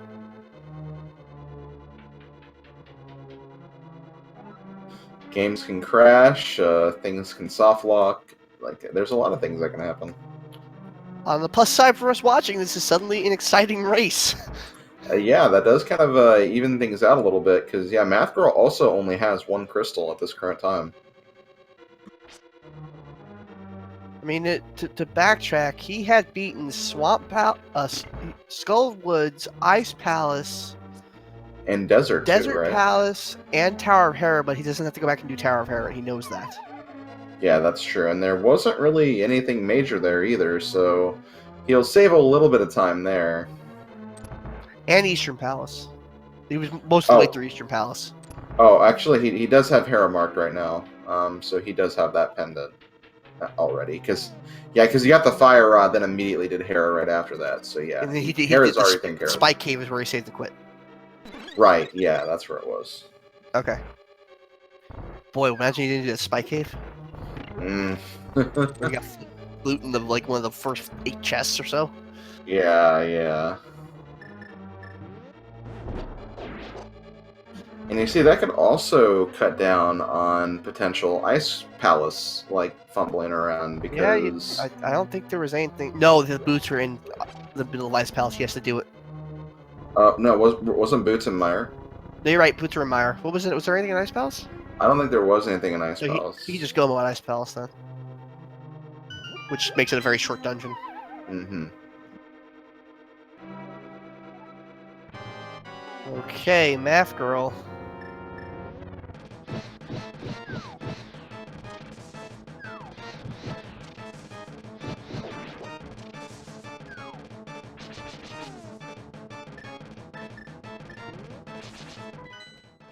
Math Girl, just use the Fire Rod.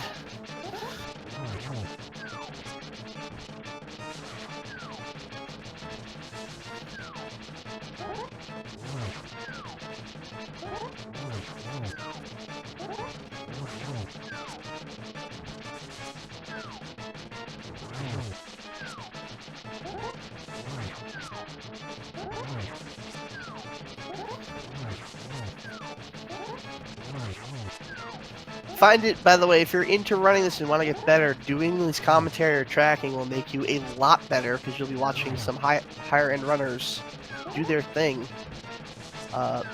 Macro right now does not seem to be aware that you can fire out these guys, which will make it shorter. I think she just wanted to kind of get some extra damage in, but no, she's still going with Fire Sword strats. I don't think she's aware. She's in danger again. No! Ooh, unfortunately, taking a death there.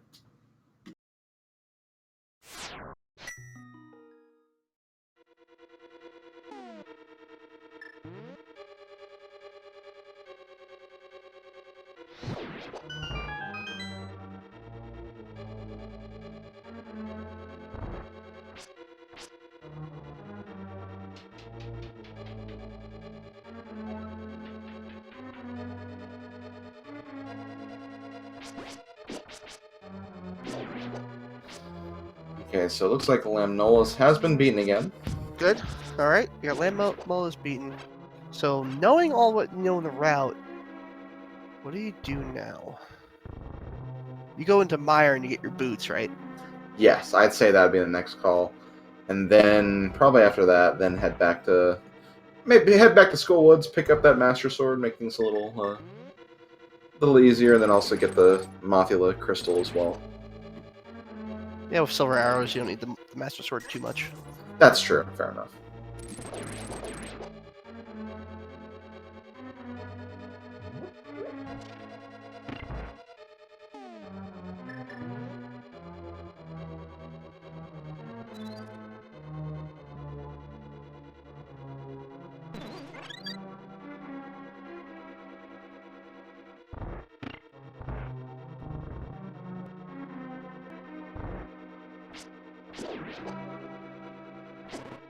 Considering everything this seed and this race has thrown at him, really massive kudos to Number Play for keeping this up to date.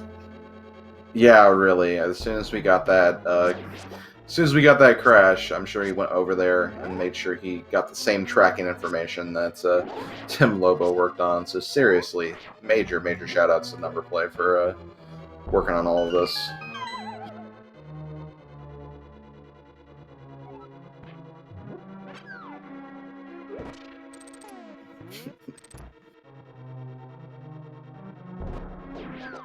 You can always save and quit back to, as I mentioned, save and quit reset your heart count, but you can always save and quit back to the mountain cave and give your grandpa a kiss. Mm-hmm. Meyer is a crystal.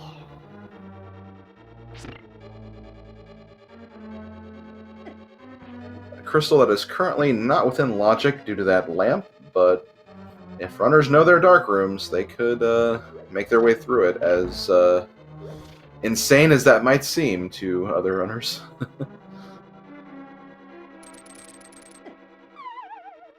But no, once you get flute, it's certainly slower to save and quit and then go to mountain cave, kiss your uncle, and then or your grandpa, and then go use the flute instead of just using the flute where you are.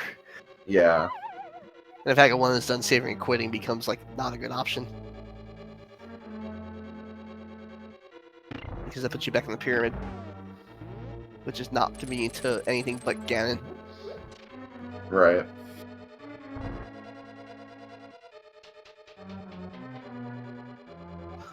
Lumberjones asks how much time does it add not doing a bomb jump in IP? I would say a solid 5-6 minutes. No? If you know you can go mode. I don't know. It depends again on the situation, the specific seed in question. In Math Girl situation where Math Girl has all the items and is just trying to get back to the boss room as quickly as possible. Then yeah, I think it would save. It'd save a little bit of time because I mean she has the Cane of Samaria, so like when she falls down right here, she just has to go up through a few rooms and down, and then she's there and where she needs to be. So I wouldn't say it's that much, in this particular situation, but in others it could definitely make a difference. And Nora makes a good point. With Kane, it saves about a minute. Right. With no Kane, it saves more. Because then you have to walk all the way around. Yeah, with no cane, it definitely takes a lot longer, because when you get into, not this room, but the next room, there's a locked door to the right, there's a crystal switch in there, you hit that switch, go back up, then make kind of a little circle around the dungeon to get back to the big chest room area, and then you just walk over to the other side, so it definitely is, like, a lot faster in that scenario to use the bomb jump. That is, by the way, if you are interested in doing this any percent or 100%, it's important to note. Mm-hmm. I think Math Girl's a little in her own head about Cold Stare. That's why she's going to these re-pop rooms and stuff. Yeah, and I mean, she's already had not even just the Colster death, but the 2 deaths before, like in the middle of Ice Palace. She does not want to do this again, and I don't blame her. Getting through Ice Palace is it goes on longer than you want it to. Yeah, and it's not an easy boss, and it's not a particularly pleasant one, especially when you don't have the second row of hearts yet, and you don't have red mail. Yeah, and she does not have that potion anymore. She had it earlier, so... She has another one. Oh, she does? Okay. Oh, Yes. she just didn't use it. Okay. I believe.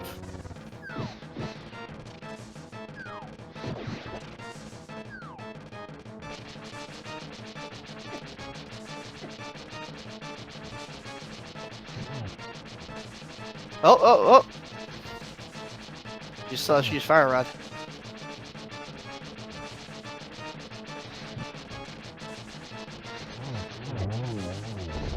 And that's also very helpful when it does splash damage too. It hits at one swing. Alright, but she's out of magic now. Let's see if she has. She actually does have a blue potion. She does. Okay. I think she's going to be okay. Yes.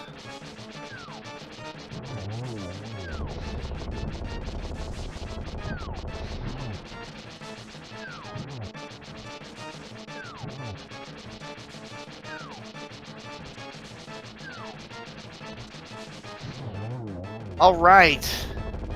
There we go. Tied on crystal count again. That's true.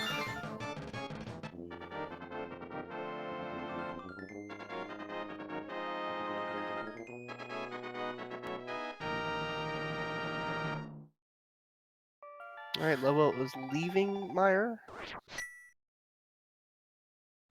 Honestly, the cold stare room isn't like icy. Like you don't slide around on that floor, do you? It's not slidey, it's not icy. It feels like it because cold stare doesn't move in a way you expect it to. Yeah. Okay. So I was gonna say the comment in chat kind of confused me. Like, there's actually no ice there. You think there would be, but It just feels slidey because cold stare yeah, doesn't exactly move in a straight line. yeah, that's a fair point.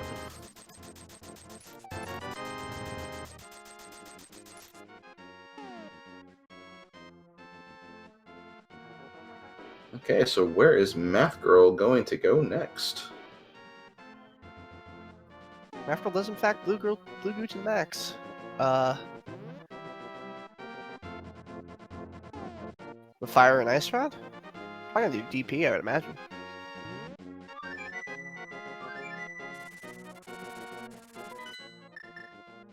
Nope. Gonna go do Skullwoods. That's another. That makes sense too. Yeah, so our runners will be in the same dungeon at the same time.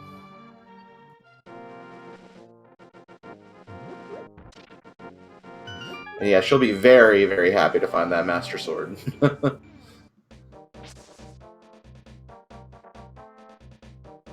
And yep, TimLobo grabbing that first this time.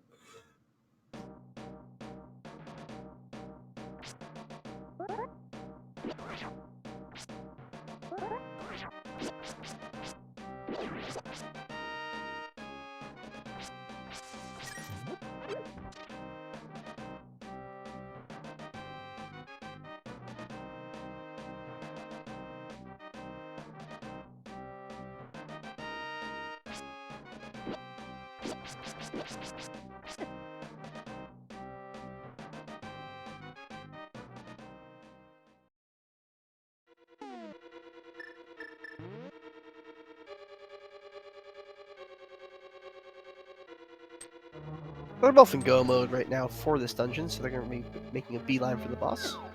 Mm-hmm.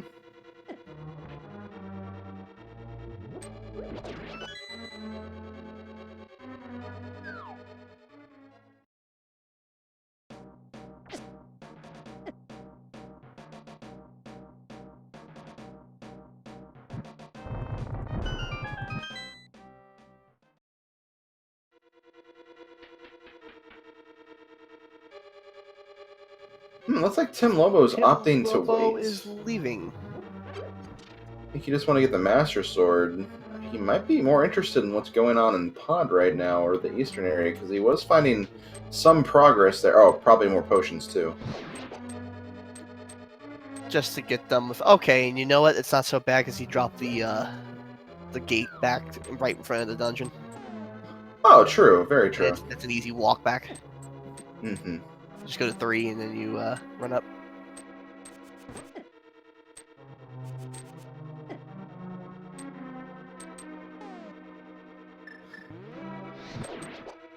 When it was stuck on the menu for a second, I had a horrible thought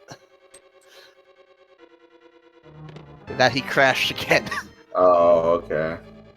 Thankfully not. And oh, okay, no, going to Ice You can do Palace. Ice Palace, that's fine. Yeah, I mean, there's definitely nothing wrong with Go either boarding play. this one.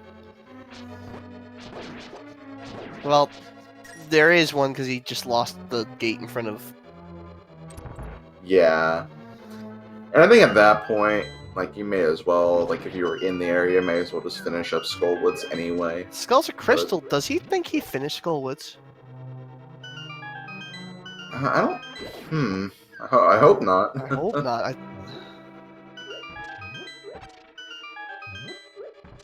Because there was no map indicator for that. That was just kind of a luck find.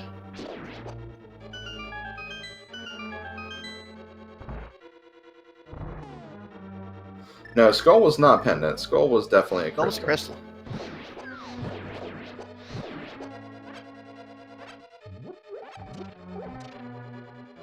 Because we were still unsure of what the other two pendants were.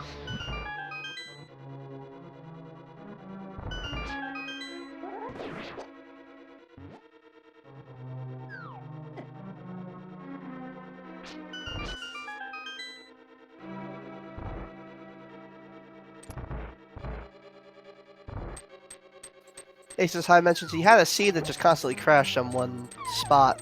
Yeah, if both the seeds were crashing in the same place over and over again, that would be cause for a rematch. But it's not what's happening.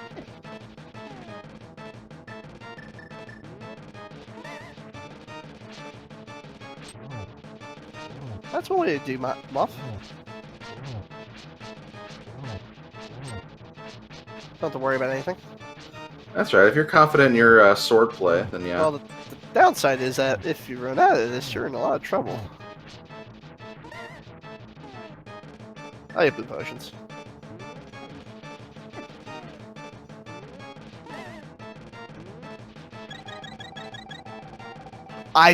What?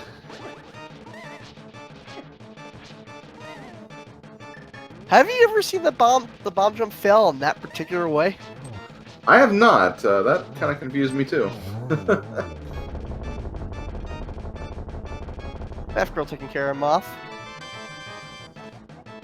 I once had a bomb jump that succeeded, and then I forgot to check for the fire bar, and the fire bar knocked me off as soon as I. Oh, made it. that I've done a ton, but in case you didn't see it, he jumped clean over the ledge Oh wow. into the other pit.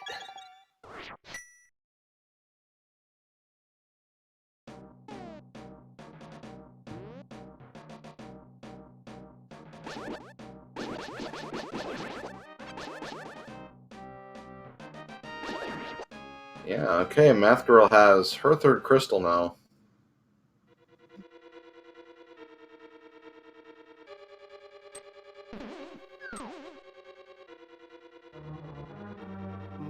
Math girl maybe heading to thieves, I guess.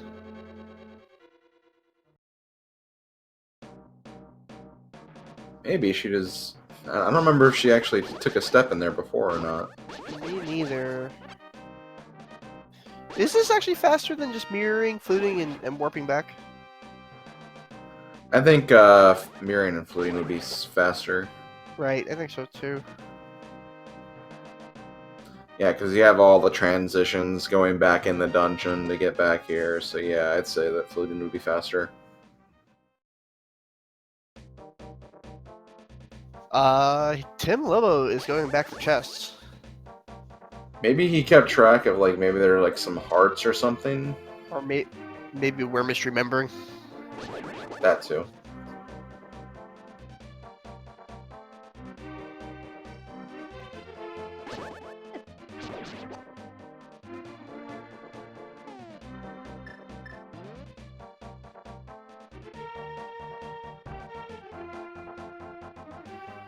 Ooh. Oh boy. Okay, so we're getting word that Tim on his stream marked Skullwoods as a pendant. So that will make this interesting. Yeah, it will. I mean, at some point, he's gonna figure it out that he mismarked it. So I wouldn't say it's so bad. And again, it's a very quick clear anyway. It's not like he has to climb through many floors to get to the boss of Skull. But yeah, definitely unfortunate. I'm just wondering if that will mean that he'll wind up doing Turtle Rock, expect a crystal, and then suddenly find a pendant and be very confused. Maybe. So yeah, Meth Girl hasn't been to Thieves Town yet. Gets the Misery Mire Big Key. That's right, I almost forgot that was here. Right.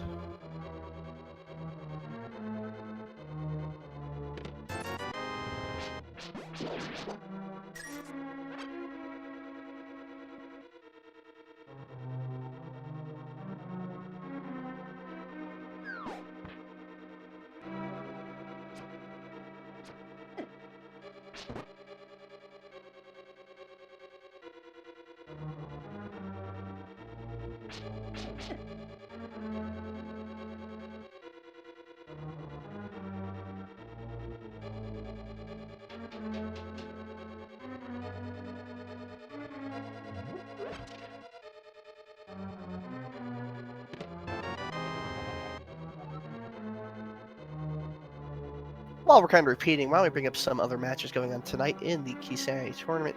Right now on Okay. Speed Gaming 2, we have F. Coughlin, Fred Coughlin himself, FC himself, up against Zafab Beetlebrox IV.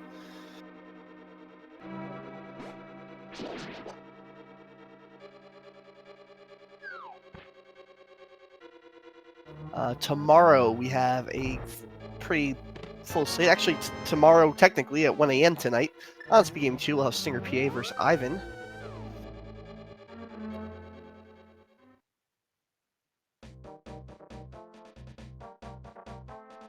That will be live, and then tomorrow morning at 9 a.m., the OK Guy in Gonspor. So if you want, you can just not sleep and watch Link to the Past. That's right. Yeah, and like, yeah, there's so many matches, not just for tomorrow and coming up soon, but for the rest of the week, and especially for these first 2 weeks. There's going to be so many matches on Speed Gaming, so definitely keep your eyes out for those. If you enjoy what you're watching here, definitely consider watching more Randomizer. It's a lot of fun. It's interesting to see all the different seeds you could possibly get, and it's really cool to watch the runners try to solve all the puzzles of each seed. Stinger PA versus Ivan should be a really fun one, too. It's two pretty fairly high level runners. Mm-hmm.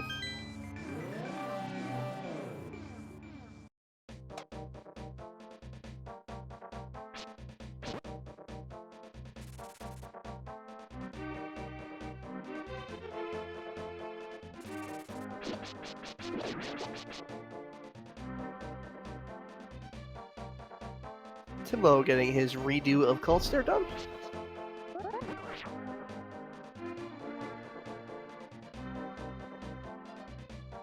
One thing worth mentioning is he did have the Bombos medallion for Cold Stare as well. So Yes, makes it a little bit faster.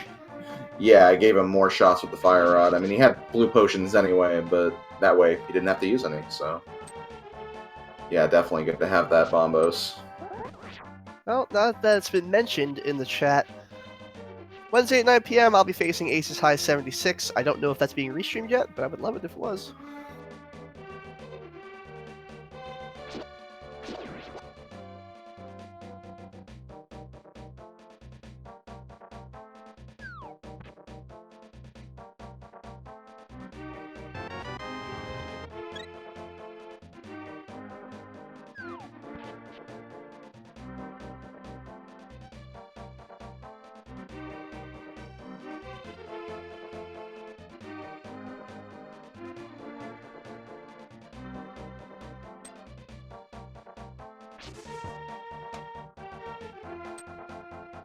Yeah, and I actually have my match on Wednesday at 7 p.m. Eastern against Final Flame 83. So if you want to check that out, definitely do so. Restream will be given out later. But let us focus once again on the runners. We do have a. Have we seen Catfish? Yes, I don't think we have. No, but we just saw Quake. Oh, we definitely need that. That was in Kingston. Yes, definitely. That will be required for Turtle Rock, which at this point we have the items for Turtle Rock, so that would be a good play for sure at this point. Probably the best play right now for TimLobo is to go back and get the crystals he needs. Yeah, for sure. I definitely agree with that. Yeah, there's a decent shot that the Turtle Rock BK is in Turtle Rock. But we're gonna get a Catfish check.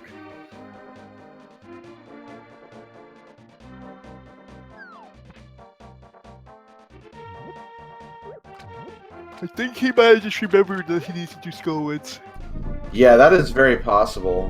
He may have just like kind of put the logic together. Wait a minute, I found Titan's Mitt in Swamp Palace.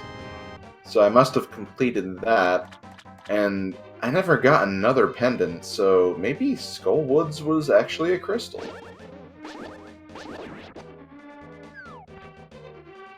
Which that can happen. I mean, we obviously cannot hear what our runners are thinking during these And that, matches, so...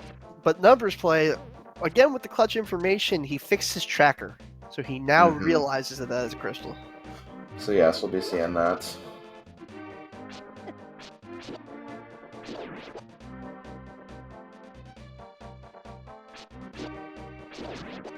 And once he grabs this, he will actually have the crystal lead again, and actually the item lead too. So despite that 35-minute time loss that we were talking about earlier, he made it up very quickly just by kind of remembering the information that he did get. So he was able to use that information very well to get caught back up and honestly kind of retake the lead again.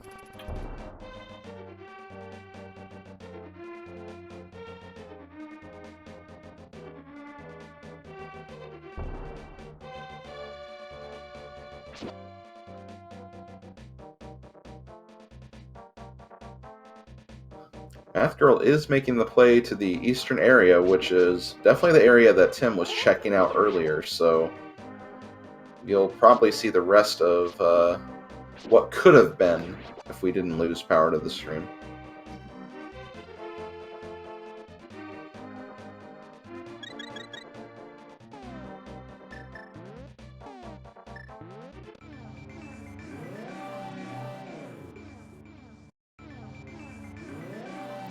This is a mean seed no matter which way you look at it. Yeah, Keysanity seeds are pretty mean. Alright, TimLobo taking care of Mafia. Green Pendant, Dark Palace. Alright.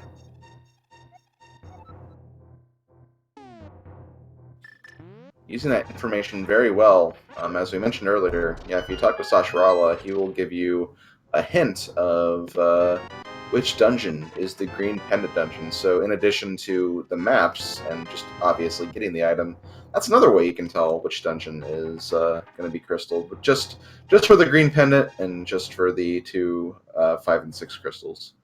Yep, Sarsaparilla has that information for you.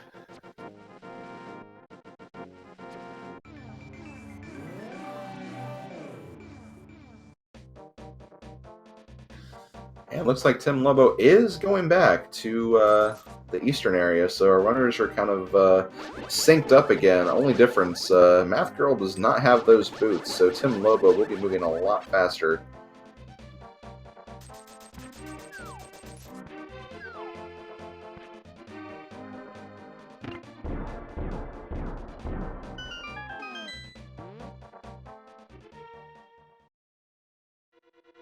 I think Salad Shooter is my new favorite name for that guy. Yeah, I've never heard that, and I'm really liking that one too, so kudos on that.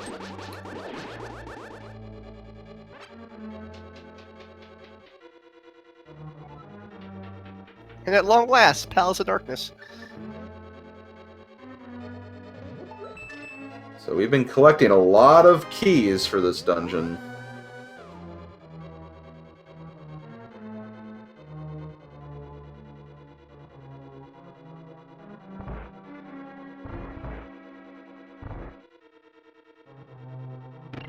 So let us see what is in here, or let us see, because if it is Salad Shooter.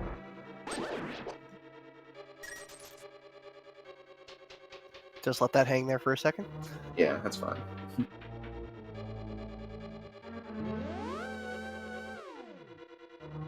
That's fine, I'm aware. I make really, really bad jokes and bad puns, so... Oh, GTN. GTN writes, I suppose they opened the pod bay doors. Yep, I guess. Mm-hmm. Yeah, I'm being punished right now.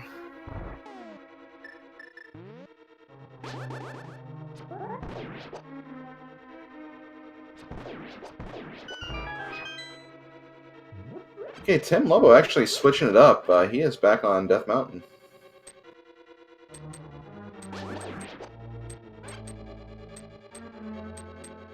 Oh, he's gonna go do T-Rock.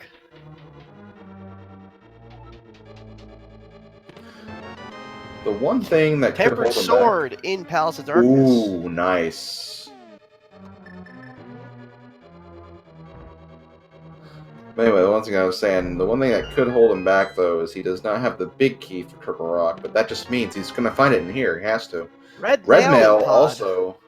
That's where all the nice items are.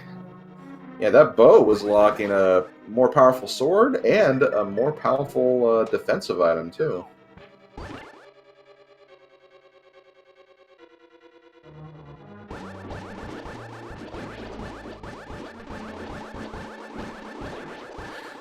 The only thing I'm confused on is how Math Girl turned Red Mail into that, because that sprite doesn't... I don't know, is that one of our custom sprites, or is that just a screwed up emulator? No, that's a custom sprite for sure. Okay. It's definitely a custom sprite.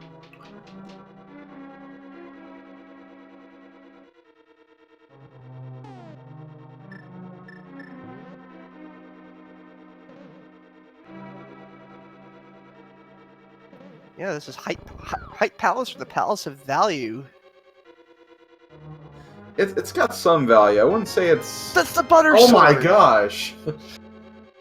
It has value, but not really progression value right now. But still, like, good items to get, for sure. Not gonna downplay that.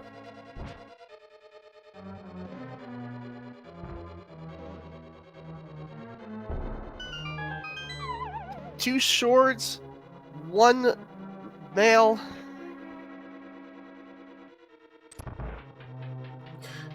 And the only thing else that we could see from here that'd be really good is, like, the rest of the big keys they need. The Ganon's Tower big key. Well, just a shield. Got the paper plate.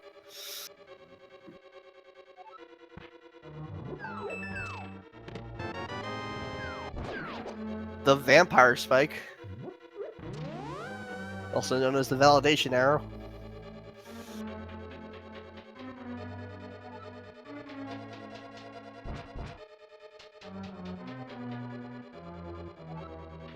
The Palace of Upgrades. Yeah, that's what it's looking like right now.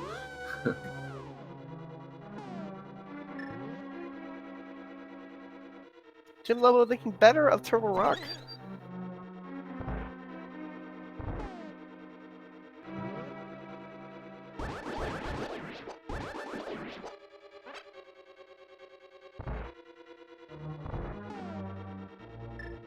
Math Girl trying to conserve that key.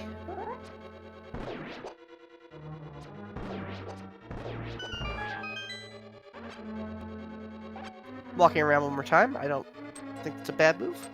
Get every chest this way, and you don't have to worry about going back after this. Yeah, you get every chest, you don't have to worry about the hammer yump if you don't know it, so... That's still, even if unless you have that down to a science, which means that you are a fairly seasoned vanilla runner. The hammer yump is hardly ever a time save because it's just so hard to do. Right, that's fair.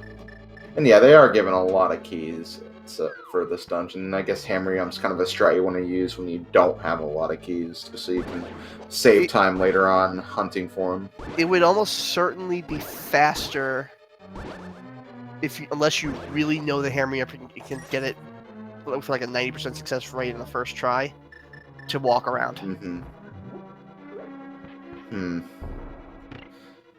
Guess I never really thought of it from that light. Because you could be doing this for a while. True, very true. Like this isn't an easy lineup.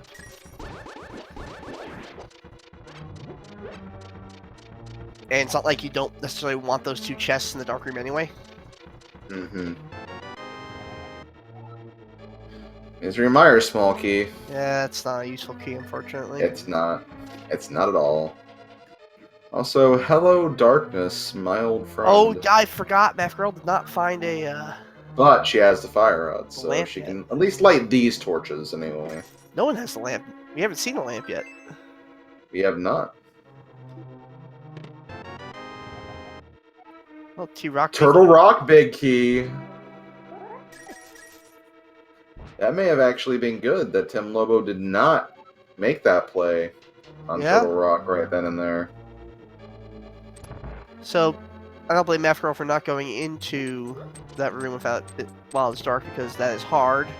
That's Ganon's Tower big key. Well, All don't right. need that anymore. The Palace of Darkness is an incredibly necessary dungeon. Yes, even with that green pendant, it's being very, very necessary for a multitude of reasons. Which just kind of proves the Palace of Value name earlier, because there is a lot of value here for, even if it's non-progression with the swords, you have certain progression with that big key.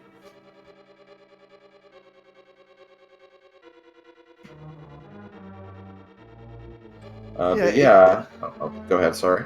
Eastern big key might be go mode, although there is a very hard dark room in Turtle Rock if you can do that.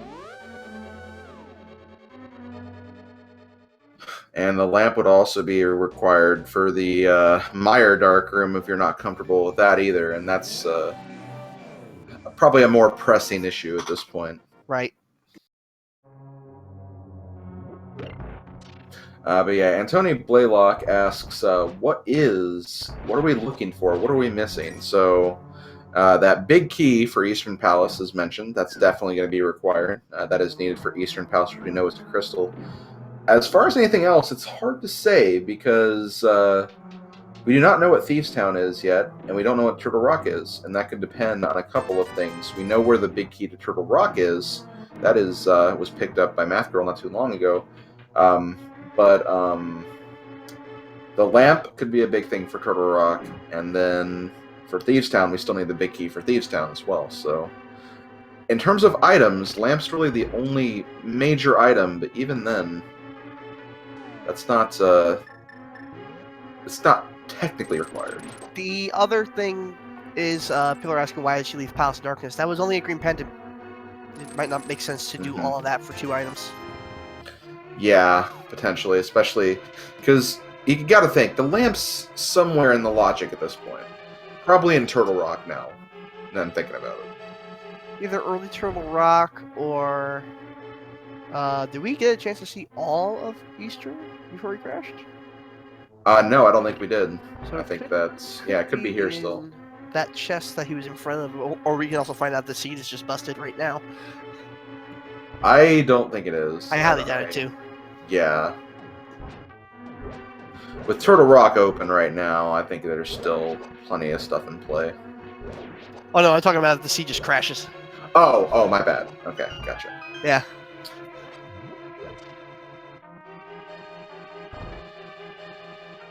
Oh, just the compass. To Ganon's Tower. And Nephron not going to do the dark room in Eastern. That's one of the easier ones. Mm-hmm. One of the easier twos. You can do the whole dungeon right now. You just you can torch right away on the dark room in the back, and it's not terribly difficult considering what else I've seen Nephron do. Do that side room.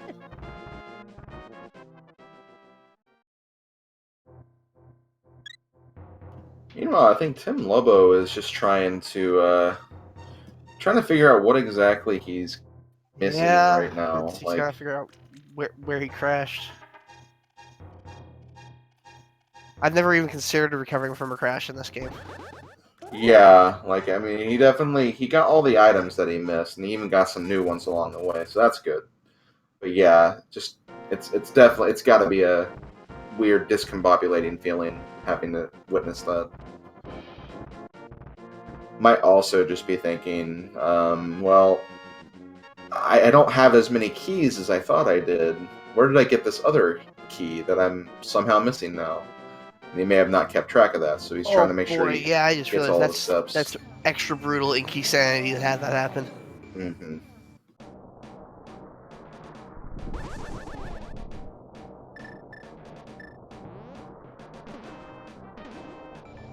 Yeah, Math's gonna have a rough time entering Turtle Rock. Though I think Math is entering Hera. Yeah, I think Hera is going to be her play right now. Which we know is a pendant, but she sure does not.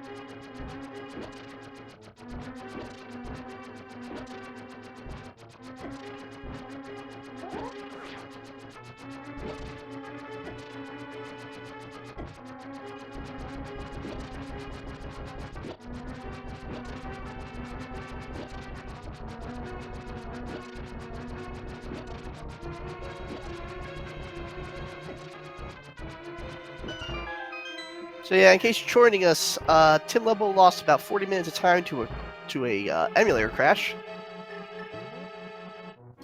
Yeah, Math Girl had some rough times in the Ice Palace as well. Even a death on Cold Stair, so a lot of time was consumed by that, unfortunately. And someone asking, how is the pedestal dream looking? Well, honestly, pedestal not quite out of the picture yet. We still need to know what exactly we need for our last crystal and pendant dungeon. And there are big keys outstanding. Yeah, big key for Eastern Palace, I think, is a big one.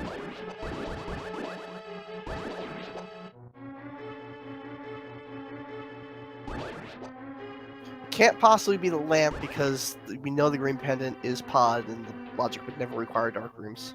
Right, so yeah, that is not the lamp. So it really just has to be a big key or an item that leads to a big key, because, you know, we haven't seen the shovel yet, we haven't seen the mushroom yet, we don't have the book yet either, so...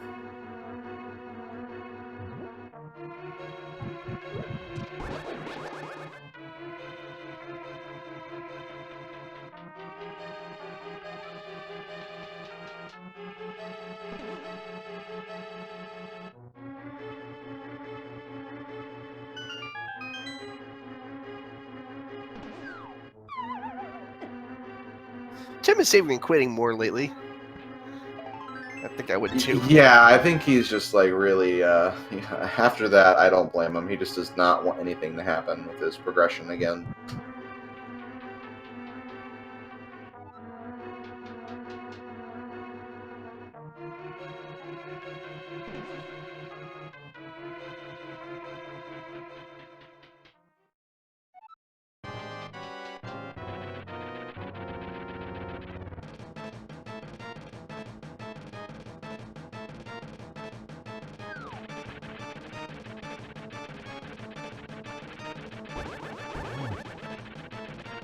Well, you know, if it were me in the situation with Moldorm, I would take a couple of hits on purpose to get rid of the sword beam. Yeah, I would agree. Because you can hit it with the sword beam and it does a hell of a lot less damage than just the butter sword.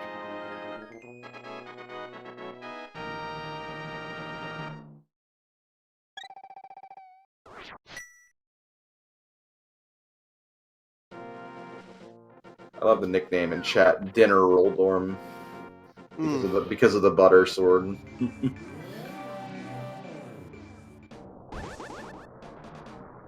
I would. It's eternally Trolldorm to me. That guy gives me fits.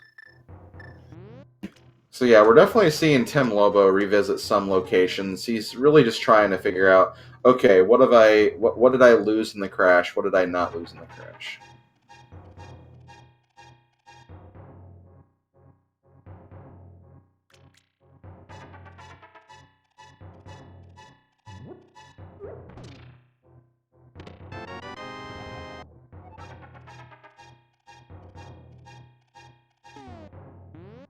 I think he's pretty much back to where he was. Yes, I believe so. He's where he was with a Quake medallion now.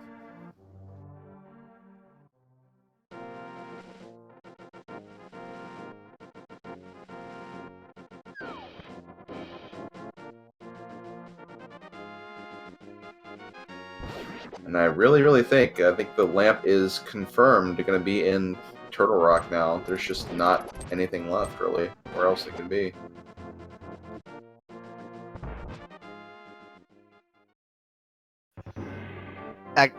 Aghanime's tower. Nope, they can't be there. That's it. Those are dark rooms. The first chest. Oh, could be you're there. right. That's true. So, okay, we are going to see Aghanime's tower play. At least the first room, anyway. Boy, that would be cruel.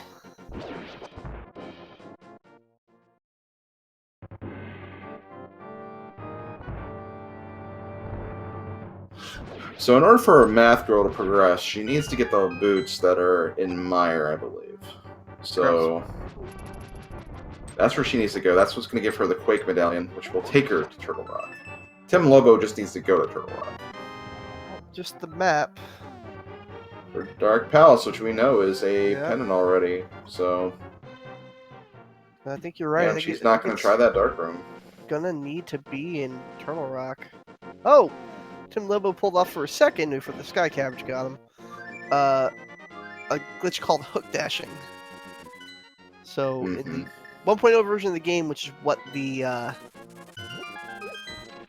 this is based on, what Randomizer is based on, there's a glitch where if you use the hook shot, or I believe you can do it with the hammer too,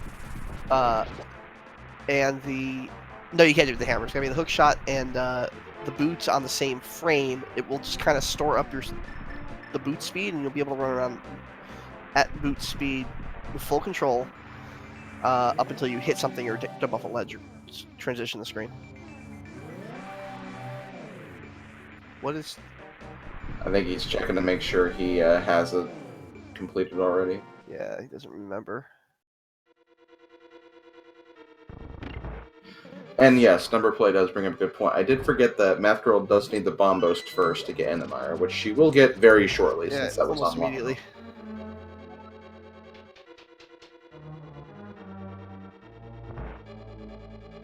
You can also do that that dash speed trick with a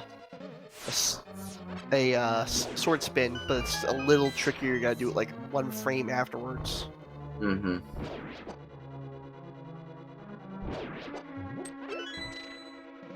These are all great tricks you pick up, especially if you start running this in vanilla and anything.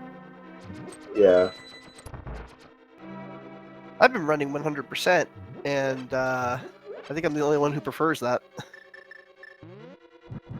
That's interesting, because, like, when I'm playing casually anyway, I'm not sure, I don't really do a lot of speedrunning. I actually prefer doing 100% runs, and I actually enjoy watching 100% runs more than any percent, so... Well, the 100% of Link to the Past has 2 problems in it, in 2 gigantic pieces of RNG in the middle of it called the thinking game and the chess game. Yeah, I imagine. Those aren't fun even casually, so I imagine it can be soul-crushing in a speedrun format. And that's why 100% isn't really raced too much, because 9 Right. times out of 10 it comes down to pure dice roll. Mm-hmm. Okay, so Math Girl has her Bombos Medallion and her 4th crystal, I believe. Or is that 5? 4, it's 4. Gotcha.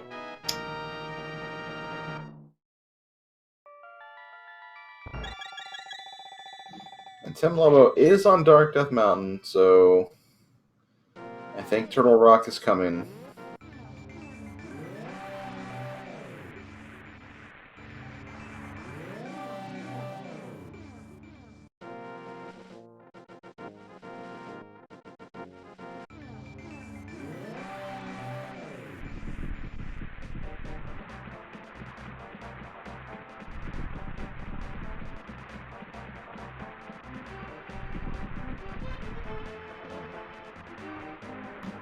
The one unfortunate thing, though, Tim does not have the big key for Turtle Rock, because it was in the eastern area, or Dark Palace, so... Palace Darkness.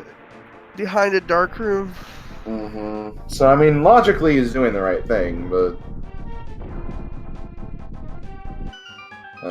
got a double dip coming, unfortunately. Dicey Cast asks, how do you unlock the Supreme Trick? Real simple. You have the mirror in a cave that isn't a dungeon, and as you pushing the block, you spam the Y button with the mirror equipped, and as it does the sound over and over again, the mirror will disappear, because the game is fairly glitchy. Yeah, whenever I try to explain that to people who watch my streams and do that trick, I always kind of say, because you're doing essentially two actions at once, and since it's giving the cancel noise, it all like makes you think you're doing an action, but since pushing a block is available to do, it just kind of cancels the block entirely or something. But what's weird to me is that doesn't work if you do something like run out of magic, King of Samaria. Right. So I'm wondering if that's because in vanilla it doesn't just run out of magic; it gives you the "Hey, dog, you're magic, you're out of magic," Yeah.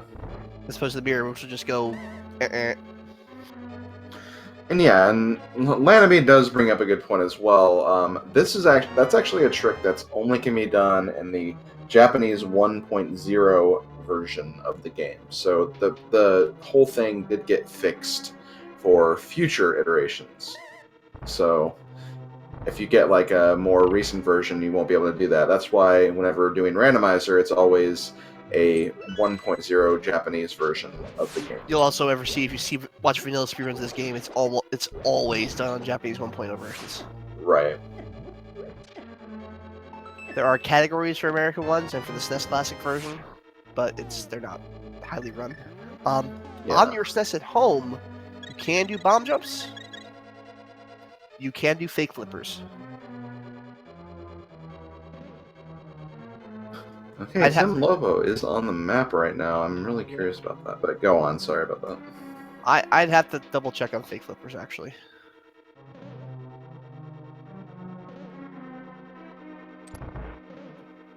That's all I was going to say. Yeah, TimLobo looks like he's heading to Palace of Darkness, which is going to be a big run for him. Yeah, that will give him the big key, and that will probably, hopefully, push him back up the Turtle Rock. I think the crash just kind of rattled him quite a bit, just because he does not want it to happen again, and just being extra cautious about what he does, and does not want to have to go through a whole lot of stuff again. All right. Clarification: fake flippers is 1.0. Bomb jump is everywhere. They'd have to redo the physics of the game to stop bomb jumps.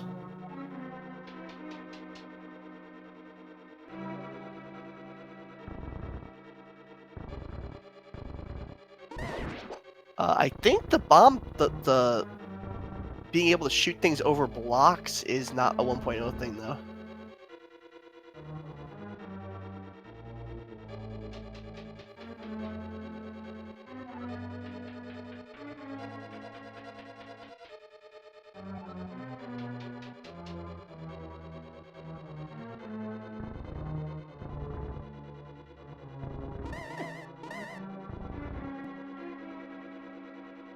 Which Math-Girl does not seem to realize.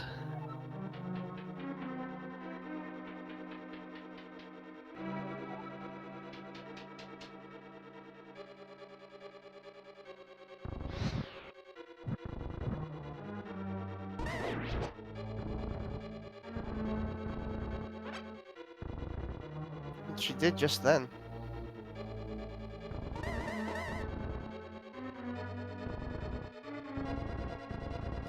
Yeah, I think she's just going to move all the blocks first before she does it again, because that one torch was lit, but the other one wasn't, so the timer was probably really finicky.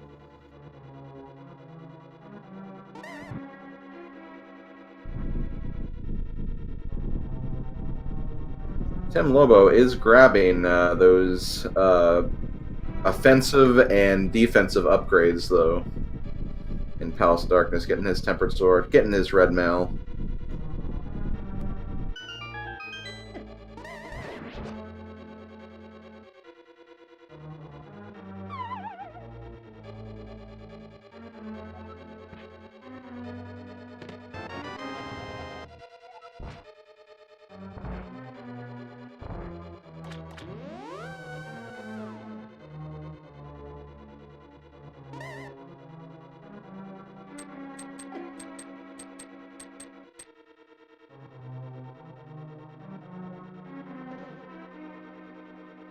If you've been watching, by the way, please do support Speed Gaming. Give a subscription, give some bits.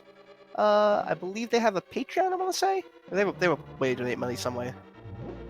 Mm-hmm.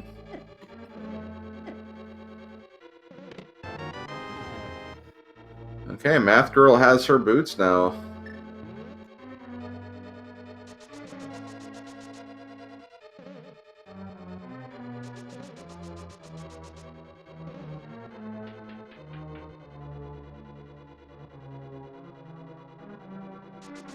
Yeah, that's right, chat. What are those? Have not heard that in a really long time.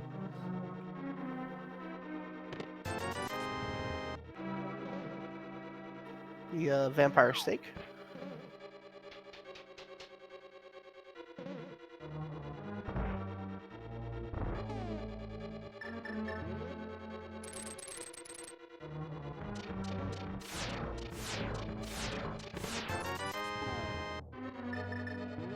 Again, in case you're joining us, this is MathGirl718 versus TimLobo. Our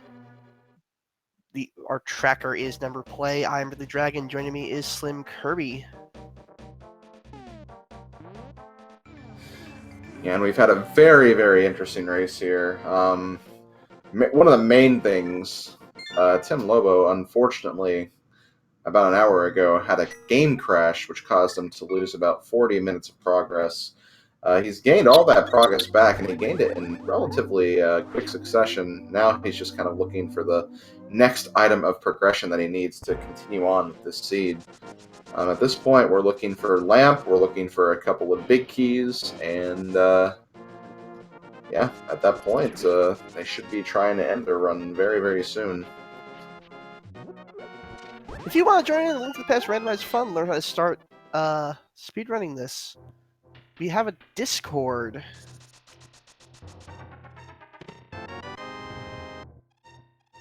Hello, believe we can get a link in the chat, but just check out the Link to the Past Randomizer Discord.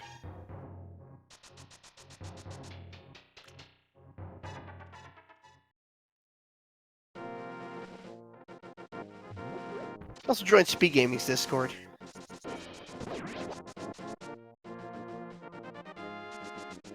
And yeah, at this point, when you take into consideration the items and keys, Math Girl is actually technically ahead right now. Just Math Girl has in fact pulled ahead. Because she has that Turtle Rock big key that Tim Lobo does not have, and also has the Quake Medallion, so she could make that play on Turtle Rock and get further in than what Tim could. But Tim will be picking up that big key very, very soon. Actually, no, that was in Pod. He left Pod. No, he didn't do Darker. Ooh. Actually, he might have gotten it and we might have missed it.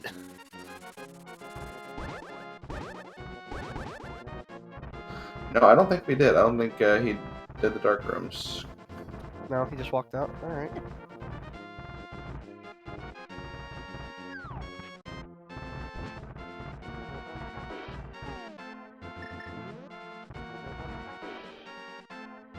Thank you to Feasel for helping with the restream, by the way. One of the people making all this happen. Yeah, not just for Link to the Past Randomizer, for many of the other speed gaming related tournaments. It takes a lot of manpower and a lot of work to get all these races for you guys, and the Feasel group, it's a lot of work, so definitely huge shout-outs to them for all the work that's behind the scenes, because it's incredible all that gets done with all 4 speed gaming channels. JTN 2002, the King's Tomb item was actually the Quake Medallion, which is what they need for Turtle Rock, so a very important location, actually. After having some fun with the Dead Rocks? Define fun. The only thing you can have with Dead Rocks. I'm inclined to disagree unless fun stands for something else, but okay, well, whatever. If To each their own. Fire that burns down the whole town, used for uranium bombs. and for no survivors. Okay, fair enough. I can see that. Folks, we've been at this for a while. We're getting a little loopy, I think. Yeah, I think so. Now that we've resorted to quoting SpongeBob.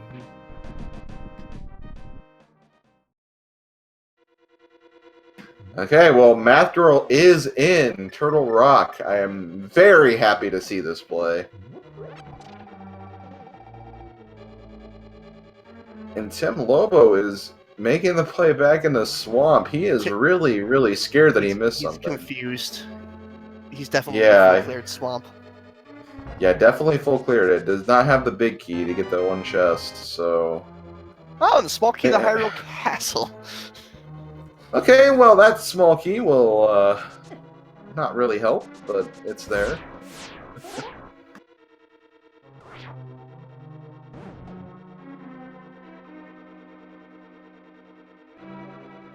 At this point, I'd say Tim is a, big key to Turtle Rock behind. That's what he's behind right now. And Math Girl in general has just checked more locations.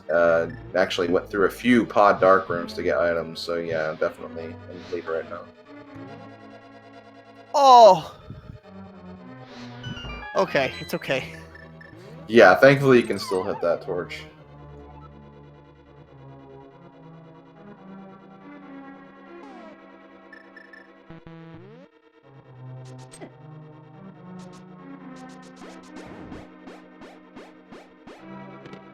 There's the lamp. And there's the big key to the Eastern. Oh my gosh, there it is. So I would clear out Turtle Rock, and then we know Eastern is a. And see that. It's not number play. It's not yet go mode because we don't know that this is the crystal. Yeah, it could be. It could be. So, I was actually going to say this. In theory, if we complete Turtle Rock and we see that it's a crystal dungeon, that means, and it's honestly very likely for this to happen since you don't need to complete pendant dungeons to beat the game, the big key to Thieves Town could honestly be in Ganon's Tower, for all we know. So, if it's a crystal, when we get Turtle Rock's item, we'll be in go mode. We'll just need to complete Eastern Palace and be on our way. Oh, and Meyer. And Meyer, too. Meyer needs to be completed, but we also have the big key for that. That's not a concern. But yeah, once we beat this dungeon, we'll know for sure.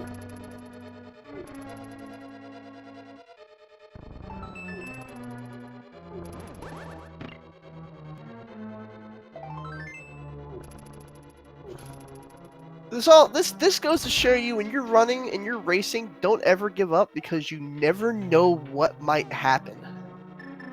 Exactly.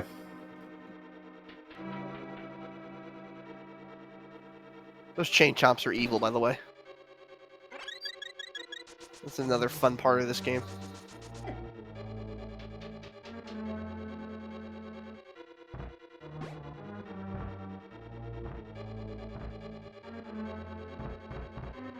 I think Tim is trying to recalibrate where he's been right now.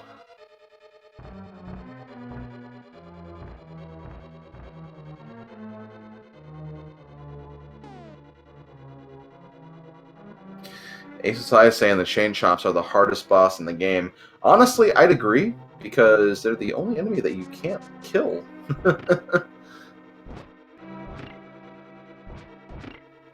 They can't be the only ones. Oh, well, maybe. There's probably another one, but like, the damage they do. Depending on how you feel about fire bars as enemies, I guess. Right. Yeah, I kind of think of them as obstacles, much like the spikes. So. I think of them as traps because they do trap damage. Yeah. Trap damage.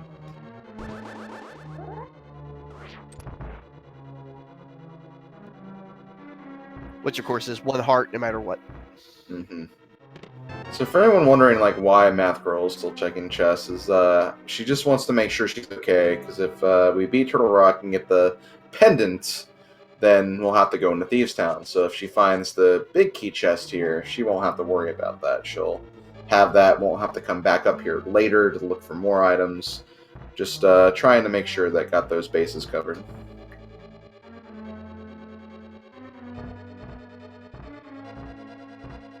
Hey, I was asking, can you dust chain chomps? No, there's nothing you can do to chain chomps except avoid them.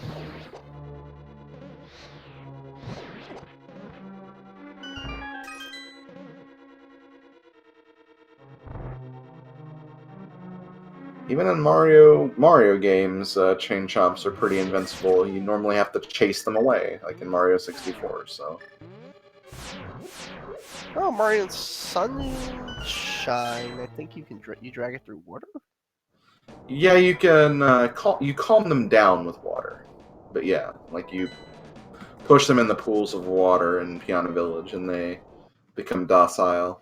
But that's not really destroying them or hurting them. It's kind of calming them down, if anything. There's the shovel. Shovel. Math Girl opting to skip the Mimic Cave.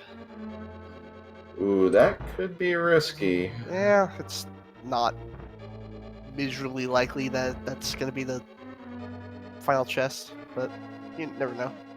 You say that, and then all of a sudden it happens, and Oh, no, Mario 3, Karibo Shu can beat the chain jumps. oh, that is correct. I almost forgot about that. Yes, Chat, that is thank you. true. Yeah, that's right.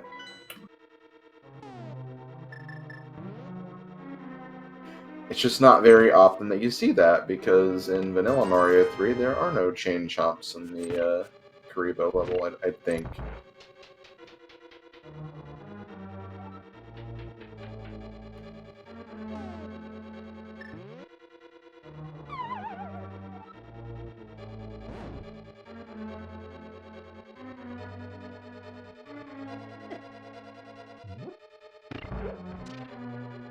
Oh, you can kill chain chomps in Mario Odyssey if you capture a T-Rex. Oh, that's true. Wow. And I played that game today too, so Anyway, enough about chain chomps. yeah. Yeah, those chain chomps were several rooms ago. On to the laser bridge. Math Girl's gonna check the laser bridge. I hope that Math Girl does the escape hatch first. And yep, Math Girl's gonna think better of it. Yeah, very good to do. Now you can just kind of run your face over and over again into this room.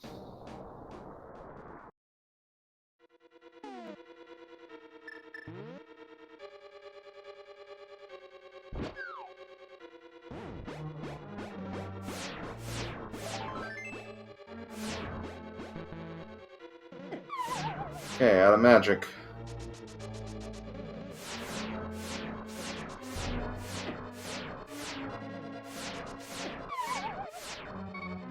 Yeah, there's really no way to dash into that. Yeah, sometimes you can still use the iframes from falling down the pit to get by some of them, but you can't quite make it to the ones on the far side of the room, so still gotta be a little careful.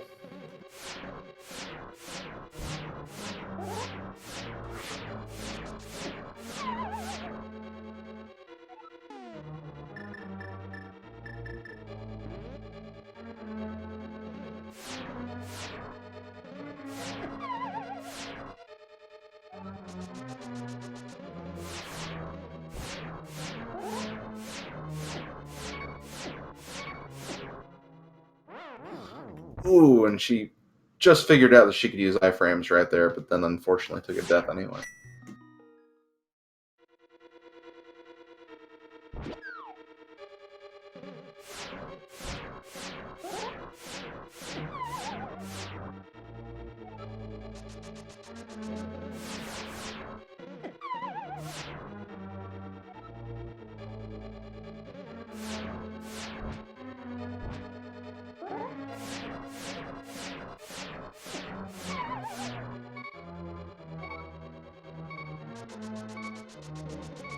Math Girl's just gonna move on.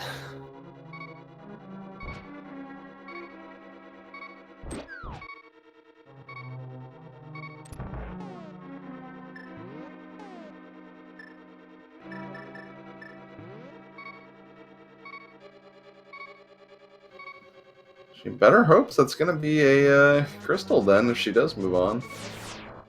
Nope. Change your mind.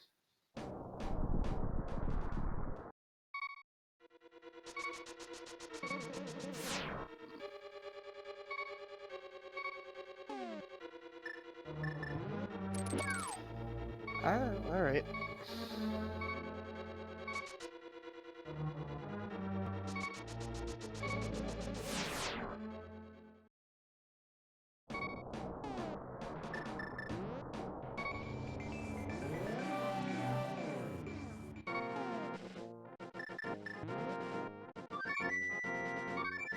What? No. Oh, okay.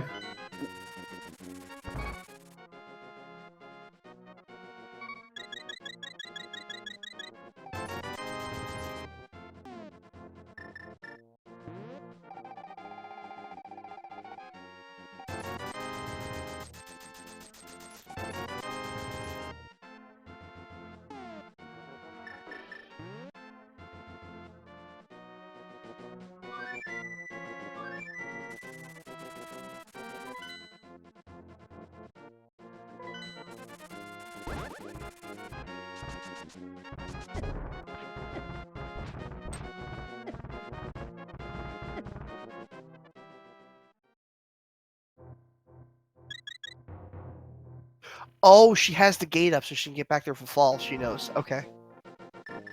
Oh, okay, that's good. That's good. Well, let's see if Nefro does that.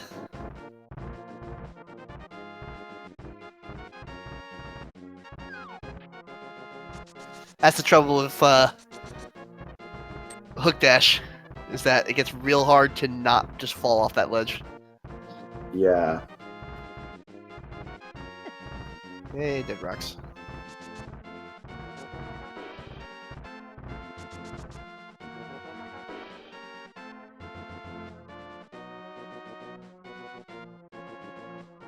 TimLobo going in for second to Thieves Town, not realizing that he's already done what he can here. I think he's really just confused from the crash.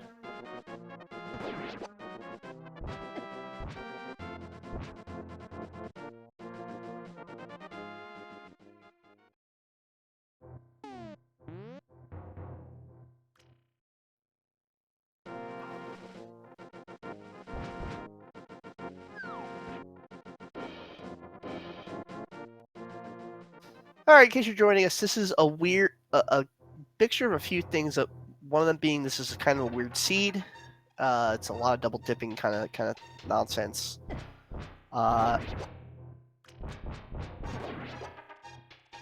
These are newer runners, and we are very happy to have them. TimLobo had a crash that cost him 45 minutes, and he is totally lost. We're pretty sure he's kind of lost. Oh, so close.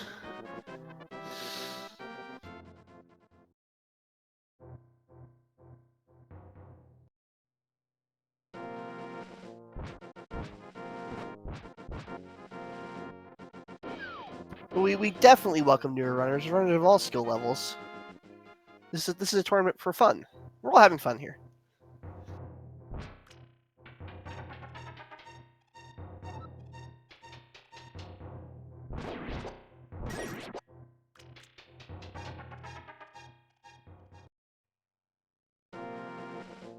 I'm just gonna take the left one of these. There we go. Perfect.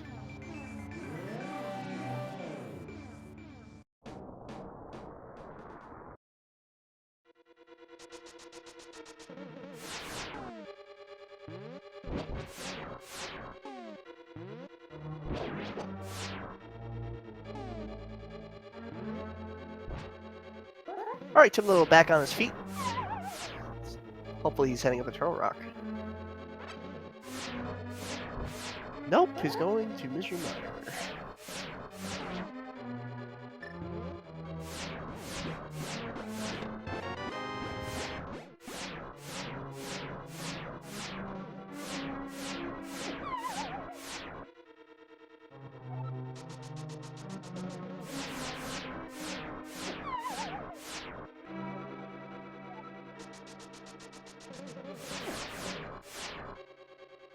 Maverick will just use the cane.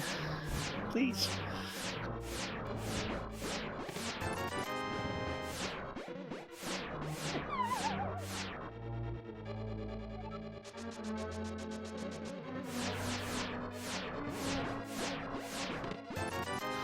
Oh, that is a bad feeling. All that for nothing. Alright, well, Maverick gets to move on at least.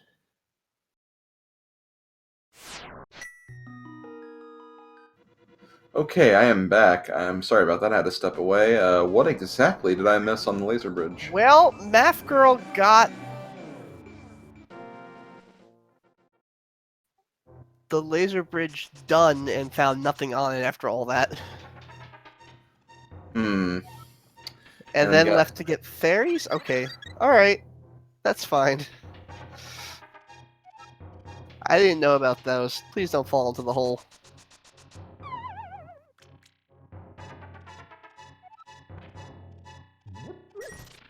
I think she fell in the hole. Some Kirby, she fell in the hole. Yeah. It is actually really interesting with this cave. This cave actually can be a solution in a lot of entrance randomizers. Particularly during the daily races, whenever entrance came up, this cave seemed to always have some kind of stake in the game because it would always lead to some kind of dungeon or some kind of area that you couldn't get to because it does count as a entrance that has two exits. So kind of interesting cave. Not a lot of people know about it because an item rando you'd have no reason to really go there otherwise. I don't totally know what happened to Tim Lobo. Yeah, I'm not really sure You know what? either. This is bordering on 3 hours. I bet he went to the bathroom. Possibly.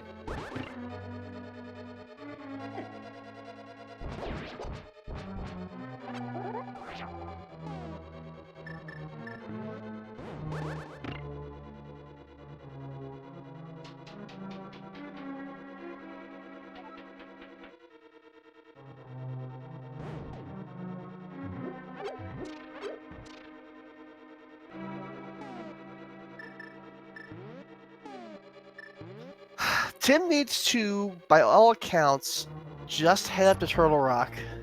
That's what the missing piece of the puzzle is right now. Yeah, that's really about it. Even just by a logic standpoint, going to Turtle Rock would give him Eastern Palace Big Key and the lamp. That'd give him some kind of progress if he's that uncertain about dark rooms.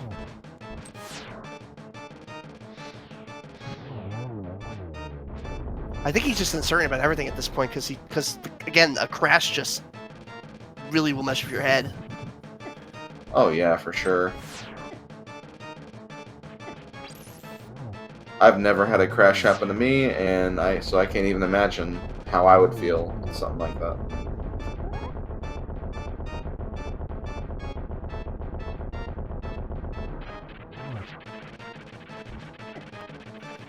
Oh, please get him. Please get him. That's okay. Use a blue potion. That's fine.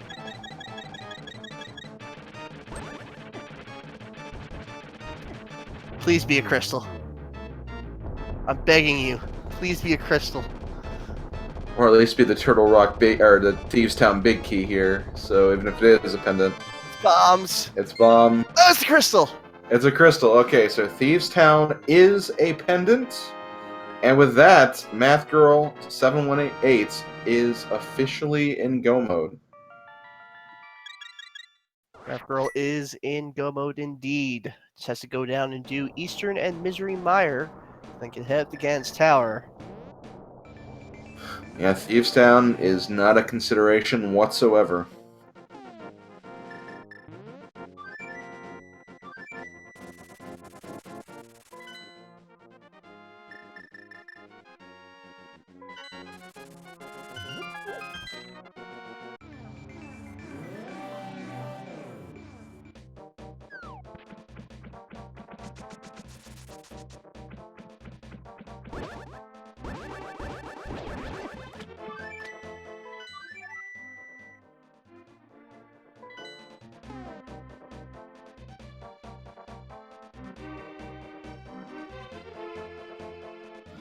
Where is the EP Big Key? It is in the same room as the lamp was, which is the room north of the torch puzzle in Turtle Rock.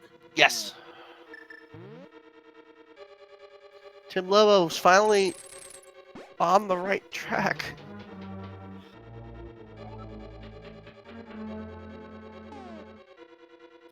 Oh, No, was he checking catfish? He checked catfish. Yeah, I think he's in the Zora area, not Death Mountain.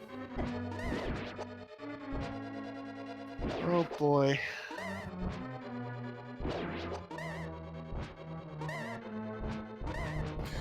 And again, I don't want to overstate this, but Randomizer is very tricky, especially if you're like not really done that many seeds, and if you're still kind of relatively new to actually playing them yourselves. Even though we know that TimLobo can fully get into Turtle Rock right now and do some stuff, he may not be under that impression just due to like lack of experience. So that's kind of throwing him off right now. And in Randomizer, that'll throw you off, even if you've done many seeds. There's always a possibility where one item location that you're fully aware of, you just forget about. So this is just something that happens in Randomizer. Sometimes you can't control it. Sometimes just seed progression in general could throw you off. A crash could throw you off, like in this case. So, you know, it's something that happens and something that should be expected, regardless of skill level and regardless of how many seeds you have done. I gotta say, I wouldn't even know how to recover from a crash. Yeah, for sure. I wouldn't either. So TimLobo deserves a lot of credit. I think he's finally heading for Turtle Rock. Mm-hmm.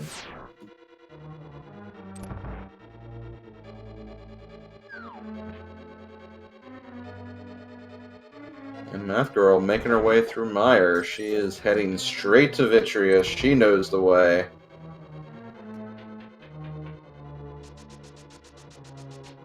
JTN, a little bummed out that Math Girl got the shovel but didn't do the dig. TimLobo is in Tower of Hera.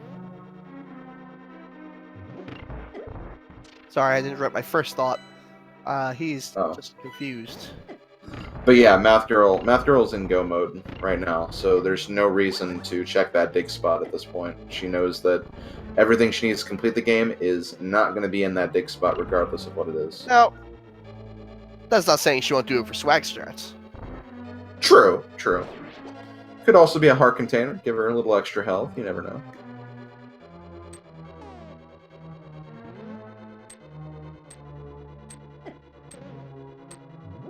Oh, TimLobo does not remember if he's done this dungeon or not. So I think his tracker is pretty much just done. TimLobo crashed around the, I think, like an hour 30, hour 40 mark, somewhere around there. Yeah, it cost about 40 minutes of time, I want to say. It was hour 30, he was at 57 minutes or so. Was where it sent him back to almost. Okay, so yeah, that sounds about right. So yeah, around the 1:30 mark is where he was when he crashed.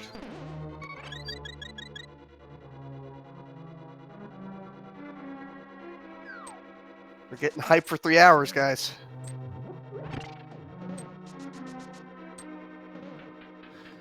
I'm curious to see, will Math Girl be able to take down Vitreous before the 3-hour mark? I think she can. The silver arrow? I think she can too, yeah, with silvers.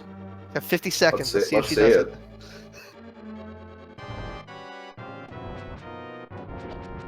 Oh, she doesn't know.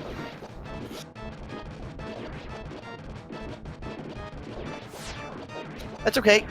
It can still happen. It's still a good chance. She's melting these eyeballs with the butter sword. I wonder if butter sword's actually faster than the silvers. I know, definitely not.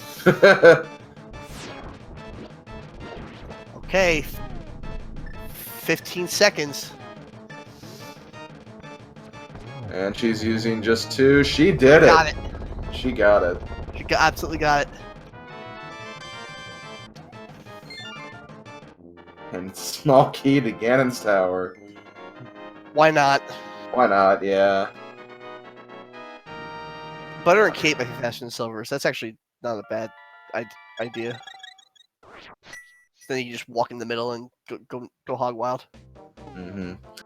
So that will put Math Girl en route to Eastern Palace. That is her last crystal dungeon, and then she'll be off to Ganon's tower. That'll be done real quick. I got some fairly major runners who would know better saying silvers is definitely faster. Yeah, it's definitely faster. I mean, if you're not like super great with aiming with silver arrows, maybe like yeah, having the sword would be faster for you. But once you kind of get the aiming down, yeah, one hit with each eyeball with one silver arrow is just takes them down really fast, especially if you get in a continuous cycle. I want to give just the most credit to both of these runners for their sheer determination.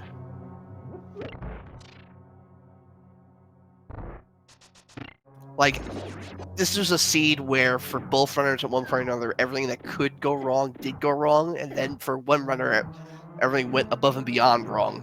Yeah, for sure. And they're sticking with it.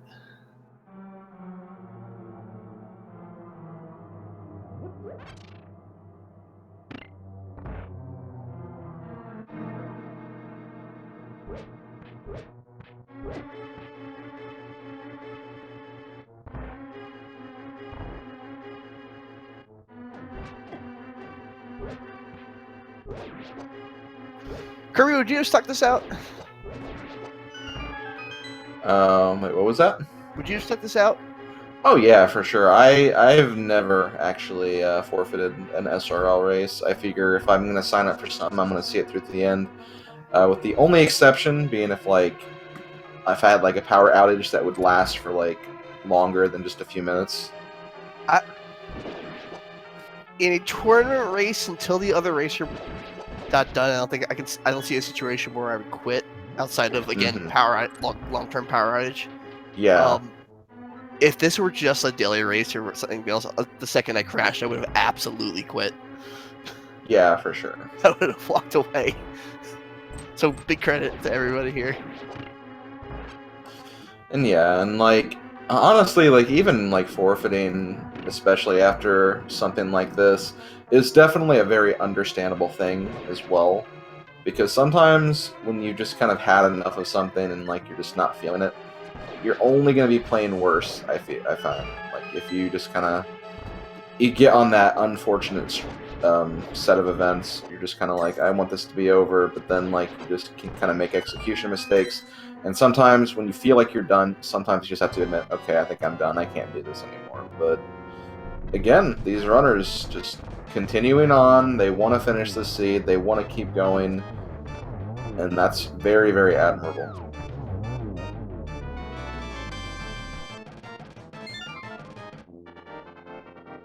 Alright, Math Girl will be heading up to Ganon's Tower. We'll be seeing none of Lower Ganon's Tower. We're going straight up to the top. Yeah, that's the thing. In Keysanity, while it seems like a lot of dungeons get longer with all the double dips and everything, Ganon's Tower actually gets pretty short.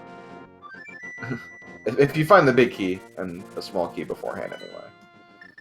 Cassafras asks what, not Cassafras, number play, but the welcome Cassafras first time here. Number play asks, will she validate for the net? Why not? What? Oh, she's getting money for potions. Yeah, I can understand that. Okay.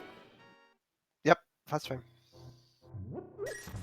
Because she doesn't even have the bug net at this point, right?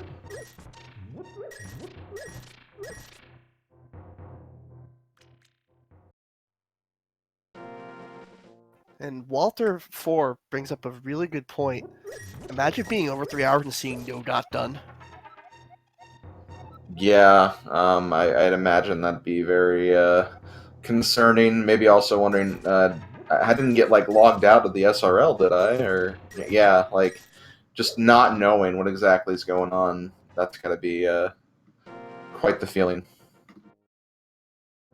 And yet, I don't see a way for TimLobo to come back. I think TimLobo is just too turned around by his crash.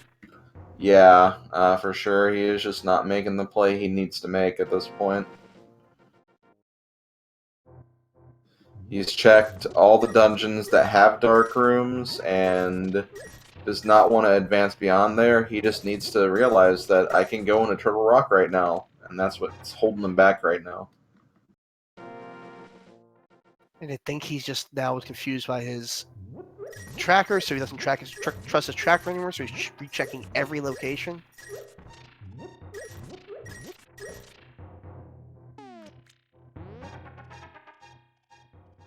Should be enough for 2 blue potions. Yep.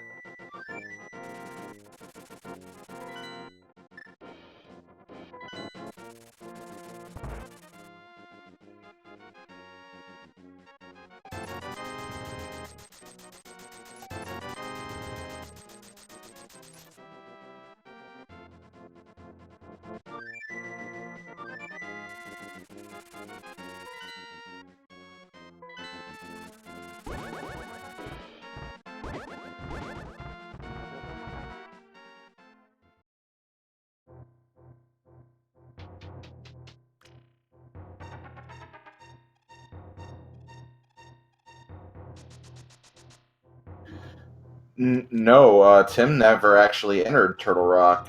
Even before the crash, was never even in Turtle Rock or even really went near Turtle Rock because he didn't have the Quake Medallion to get into Turtle Rock before the crash.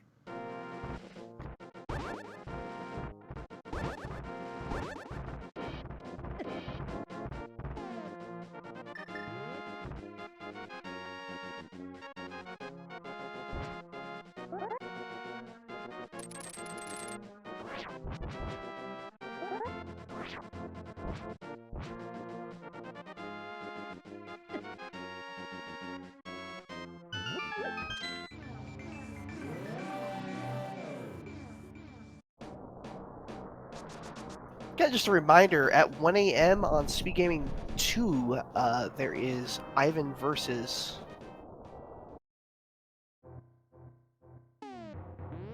I lost the tab. Ivan versus Stinger PA. Stinger PA.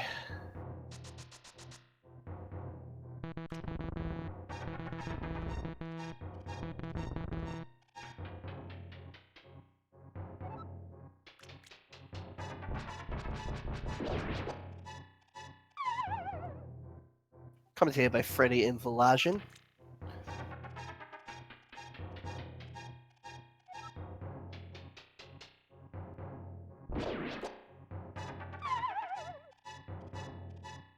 All times Eastern.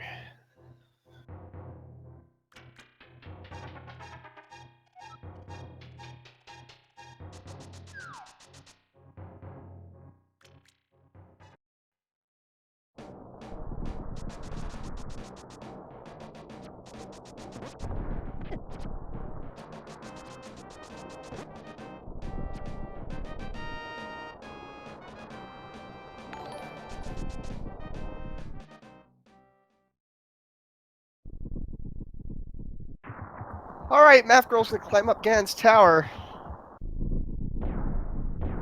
Probably the most linear progression you'll see in the seed so far.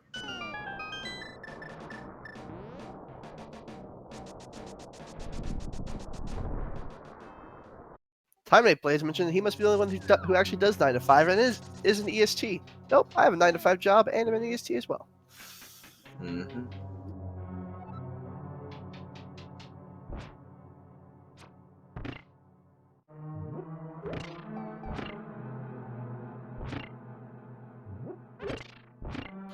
Yes, she does have the big key for Ganon's Tower. She found it in Palace of Darkness, so that is definitely not something she has to hunt for. She can just go straight to the top and finish this seed out.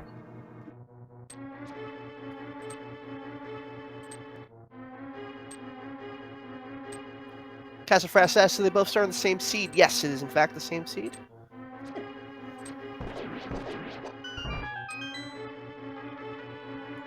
Yeah, it'd be a little unfair if they started on different seeds. Someone could get a really linear seed that has all the progression immediately, and then one could have like a pedestal seed with Aghanim on top of it, and then just all the items requiring double and triple dips in almost every single dungeon. So to prevent that, yeah, everyone has the same seed in these races. It also makes it a race.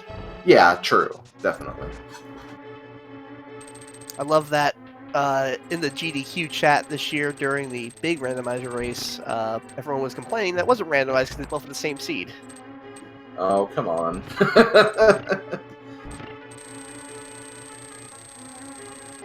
That is a wonderful sound. Yeah. I love that sound too.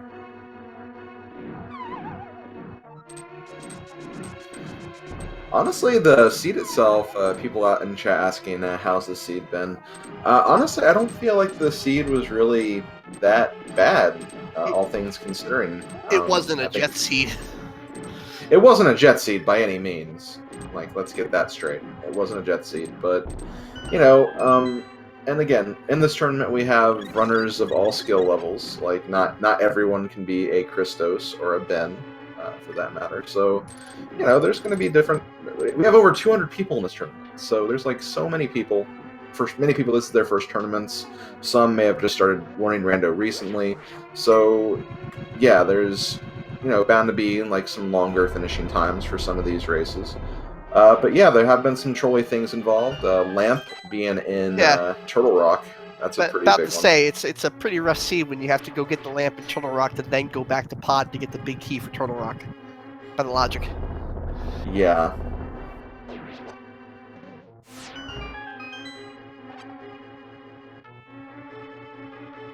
And let's see, also technically by logic, because the lamp was in Turtle Rock, which you needed the Quake Medallion to get, which was blocked by the boots, which were in Mire, which is another dungeon you technically had to double dip, by the logic. Yeah, that can be pretty stressful for people who don't know their dark rooms or the more difficult dark rooms yet.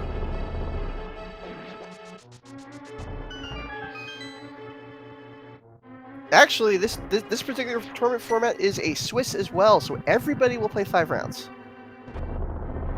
Yes, there'll be 5 rounds of Swiss, and then we are looking for the top 8, which will be inserted into a kind of a small bracket stage to kind of close this out.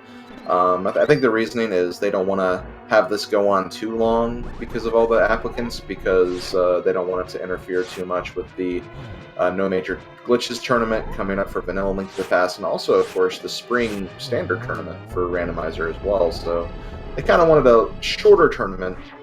This is in terms of this community, a relatively minor mode, as minor as a tournament with 150 people can be. Right.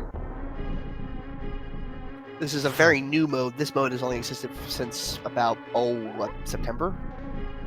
I think it was even a little later than that, October, honestly. maybe? But yeah, around there, late fall. I love new runners. I love watching people at different skill levels.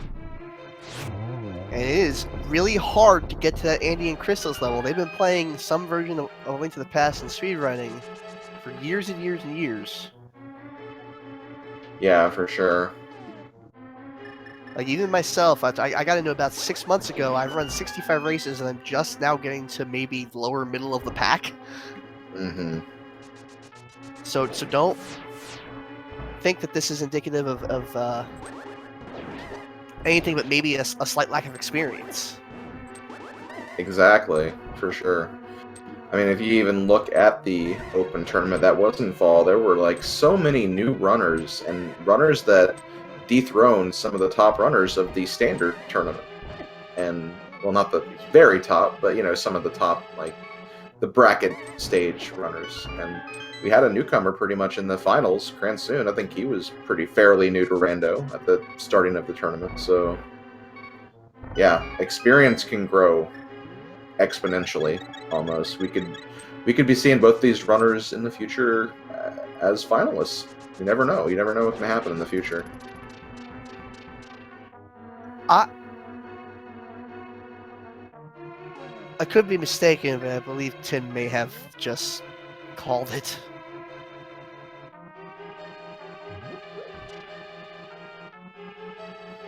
I am not seeing a dot forfeit yet on the SRL. No, there isn't one, so he's still in it, but he's sure not doing anything. This is one of my least favorite rooms in the game. Yeah, this room is terrible. This room is more fun than Randomizer because that fire bar is gone. Well, there are some cases in Randomizer where that fire bar could turn into like a spike or something, or a rolling pin, maybe. A rolling pin would be bad. I had one where that thing just turned into one of those lava goops. Yeah. And then sometimes it could be just like a Stalfos or something. It's like, okay, well, just knock you in the pit, you're gone. Okay, the stream is still up for TimLobo, so he's not forfeited yet. Hasn't disconnected yet. Sarah Zelda asks again, how many games does each racer get? Every round is one game. Each racer will have 5 rounds. After this round, the 1-0s will play each other. And the 0-1s will play each other, and so on and so forth. I believe, somebody correct me if I'm wrong, I think there's only going to be 7 5-0s. It's something like that. A tiebreaker race will still be needed, for sure. Among a lot of 4-1s. Yeah.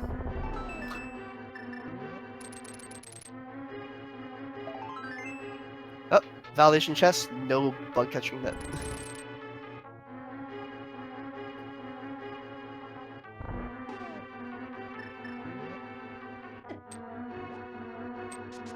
And that was the thing.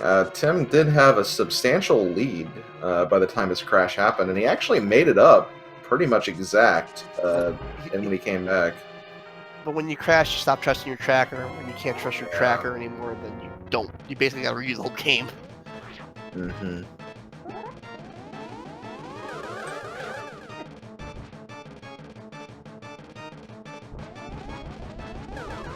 Wow, what a gift from Agony 2. Yeah, fairly nice fight so far. Nice triple right there. 0-2-3-1.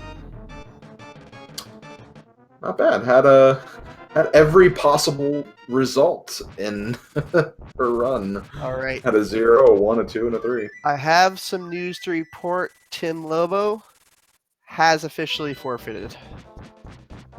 Okay.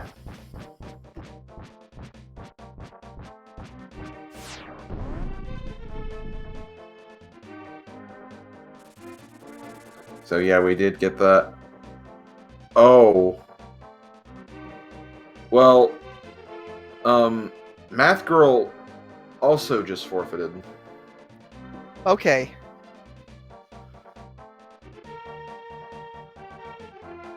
That is the most sportsmanlike thing I've ever seen in my life.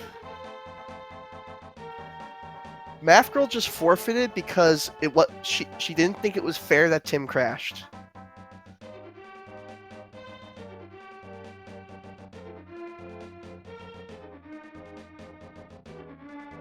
And she does not want to take a win because of the crash.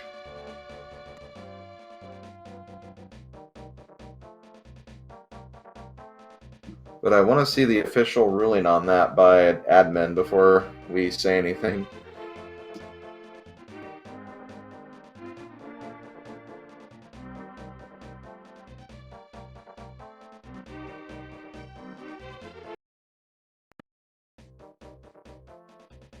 Alright, we're gonna figure this out.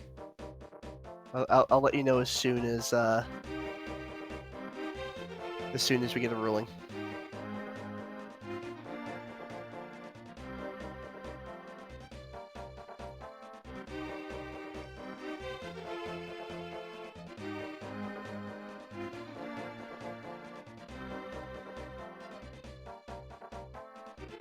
This is all happening in the SRL chat. Once Tim forfeited, Math Girl asked what happened, and the crash was mentioned, and that's when she was like, okay, well, I don't want to win this way, basically. Well, let's see the finish of the stream one way or another. We'll get an official ruling on what the admins want to do with this. Mm-hmm, for sure. So yeah, Math Girl does have Gold Sword, which is really, really nice. It'll take the fewest number of strokes to get through this first 2 phases. Has the cape and has potions for half magic as well, so that's also nice. And yep, she's on the phase 3 already too, so relatively simple fight based on the item she has.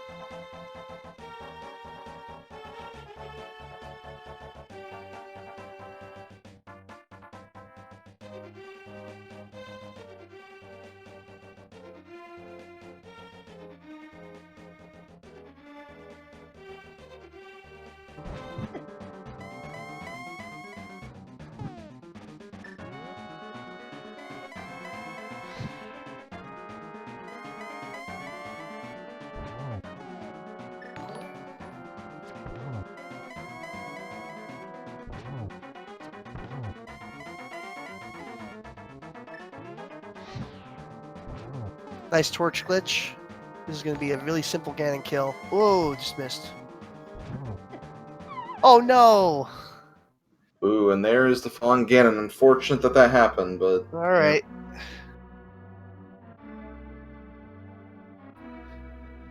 No, you can't. Still can't rewind.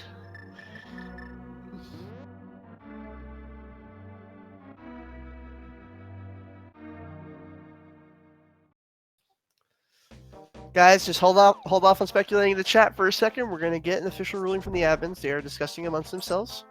Mm-hmm.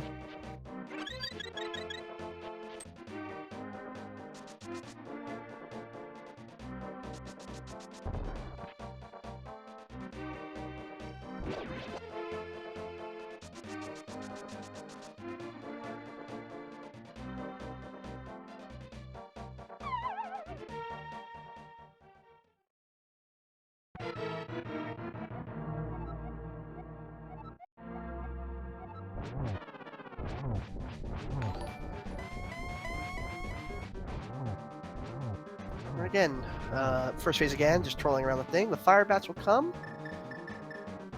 Go ahead and use your cape. That's an easy way to get around that.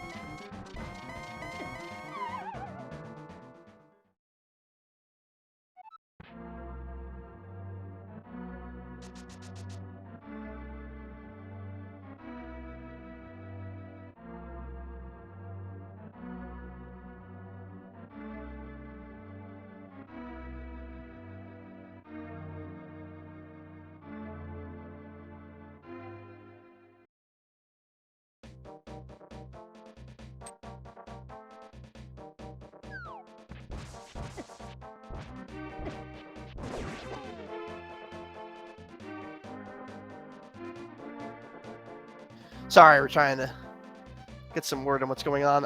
Still another fall by Math Girl, but again, I'd love to see an ending. I want to see the Triforce. What about you guys? Yeah, I want to see that too. We've came this far. We want to see it.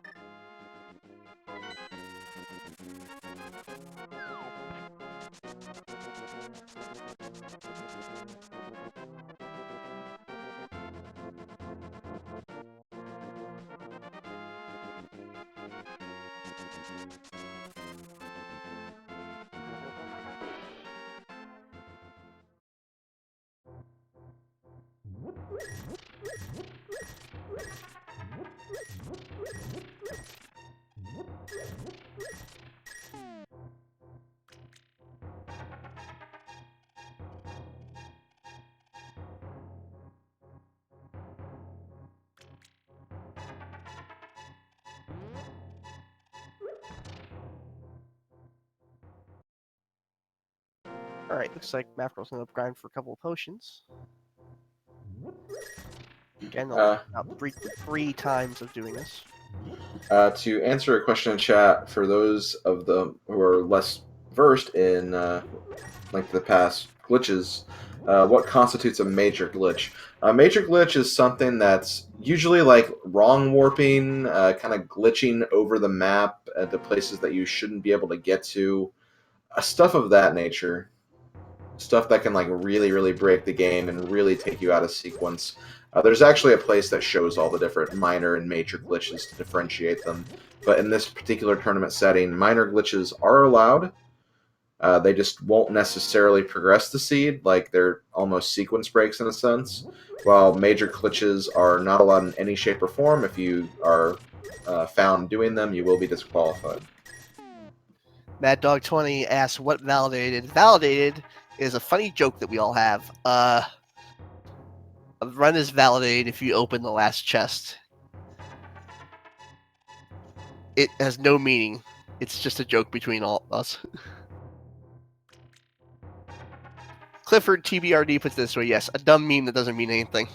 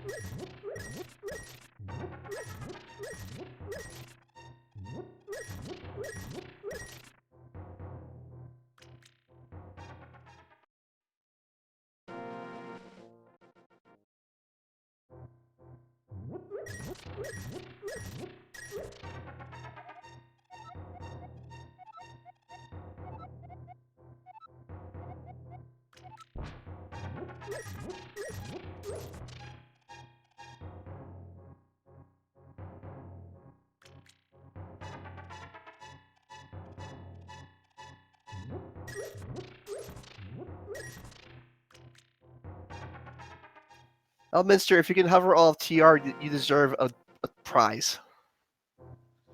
Yeah, if we ever see that, I would be, I'd be really impressed. I'm not even a fan of hovering, and I'd be impressed with that.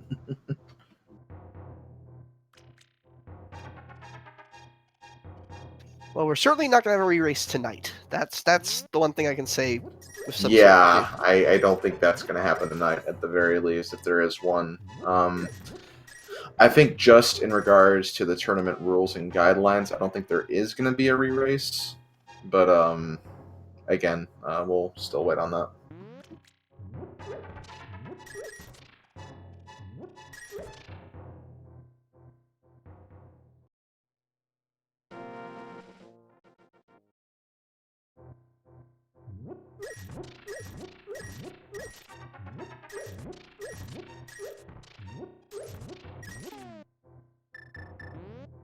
That girl's just grinding for some potion money right before she finishes up Ganon's tower.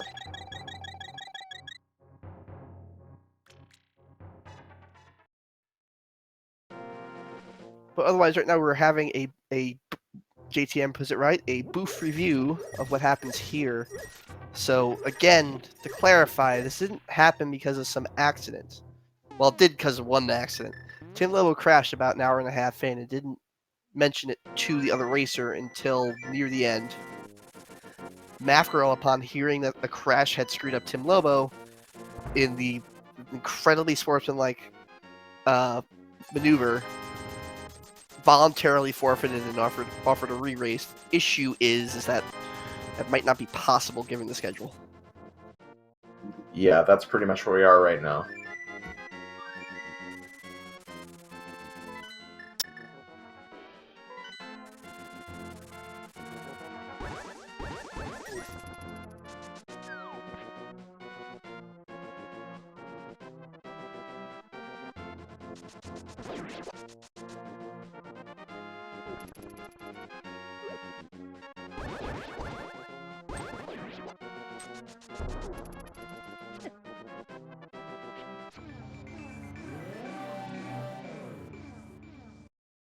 Okay.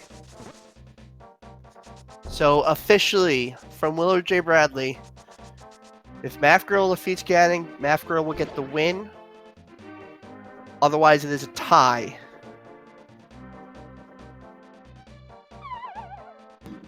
There it is. That is the ruling. And again, it makes sense. There's a lot of matches that need to be done for this tournament.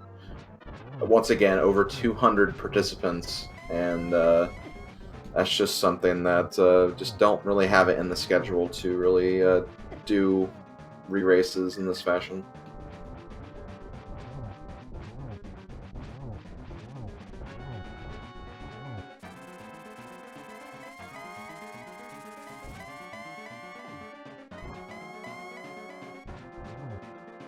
No, you don't. Yeah, a tie, it's a Swiss, so we really don't want a tie. That screws up Swiss rounds pretty good. Yeah, it really does.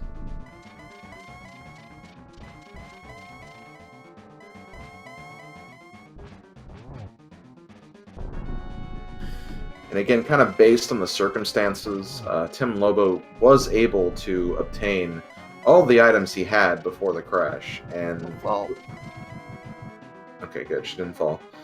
Was able to obtain all the items and managed to actually get ahead of Math Girl again. The big problem was that he just did not go to Turtle Rock, which is no, where he the got screwed up by progression his was. tracker got screwed up. And that too, yeah, obviously.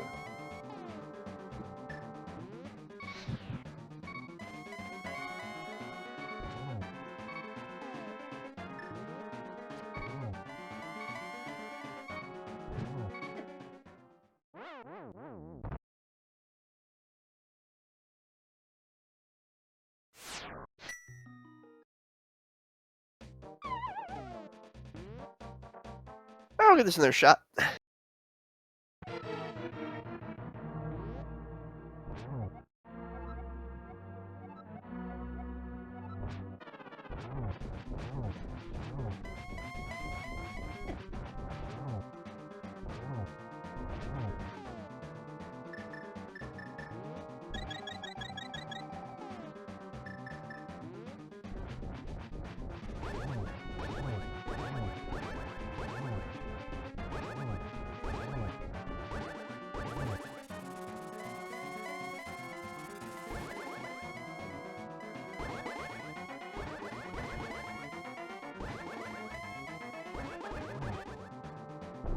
Yeah, Elminster brings up a good point. You really don't want a tie because then they brought up in round 2, and yeah, it's not.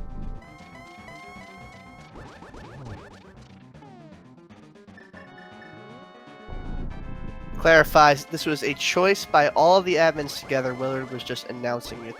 They were all talking.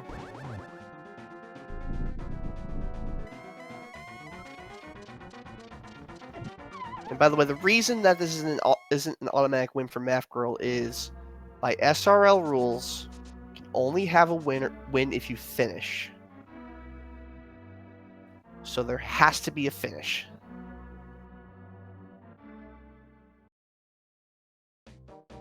Yes, admins with the hammer strats. I like that.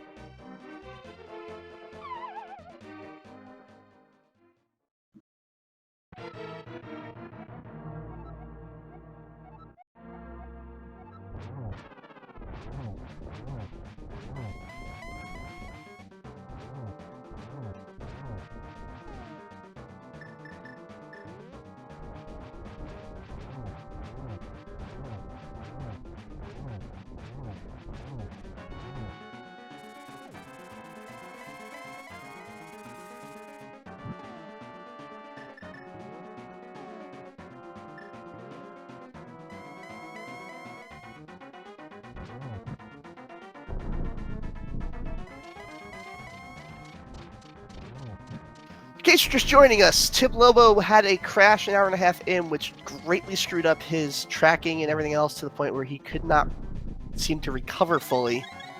So he is forfeited. Math Girl is just trying to wrap up the race.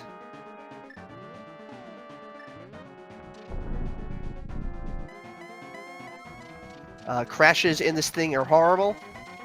They're evil. That pig monster that Math Girl is currently fighting, less evil than Crash's, somehow.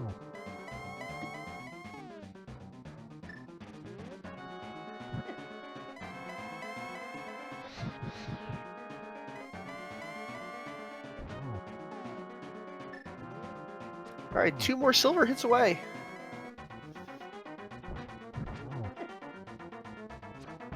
Oh, you got him! She got him. Alright, GG. With a time of, well, we lost all our timers. With a time of, about 3 hours and 45 minutes. Somewhere around It'll there. tell us if Math Girl proceeds, actually. There we go. Finished. Hello. Hi! Oh, hold on. My apologies. Forgot I have a different. Gosh. See if I can't reach Tim if he wants an Sorry. interview. Give me a minute. Hello. Hello. How are Hi. you doing after all that? Oh, okay. Where's my audio coming from? Oh, that's where it's. I forgot I still have the game open. How do I mute this thing? Finished. Settings. Hi! Mute sound. Okay, now you can talk. Okay, so how are you doing after that scene? Well, I was fine until I realized my opponent, had a crash. Yeah, so the deal with that, about 1 hour and 30 minutes into the run, Tim Lobo was in Eastern Palace. He opened a chest, and all of a sudden his game crashed, and he lost 40 minutes of progress. And he actually continued on. In fact, the information that he had actually really helped him out tremendously. He got all the items back.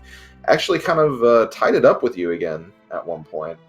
But he also lost the information on his tracker. So because of that, he was unsure of what he had marked, and because of that, just did not know where to go and what play to make. So that's kind of what happened in regards to that race. Sorry to interrupt you, we actually have Tim Lobo with us.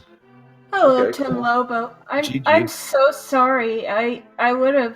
I can't even English right now. I would have. That's cool. I don't know if you It's guys one of those crazy things Will that or happens.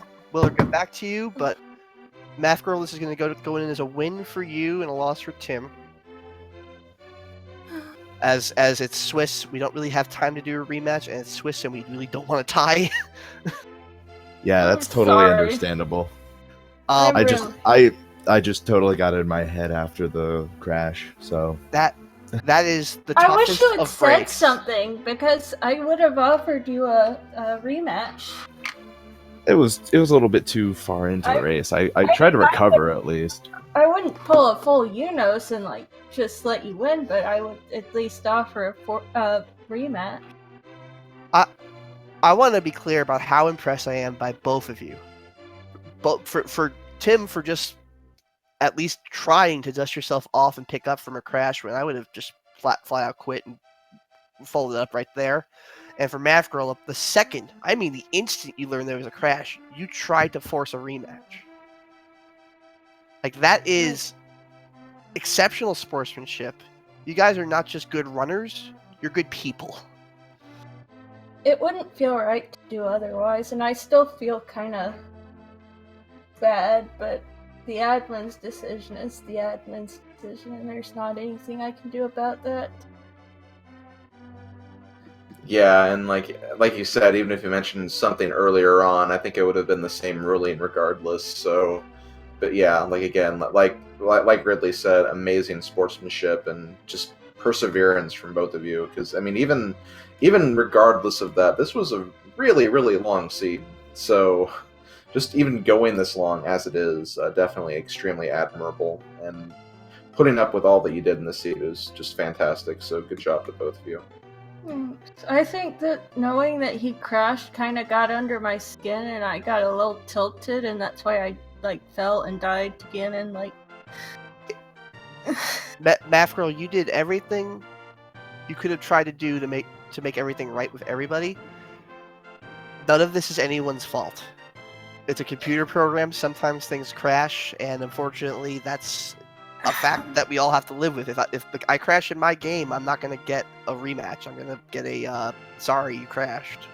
So here's the thing. So back in the day, I watched the Unos versus Andy match, and I thought to myself, if that ever happens, I need to know what I'll do. And I very quickly realized I would never feel right about just, taking the win. Okay, that's interesting.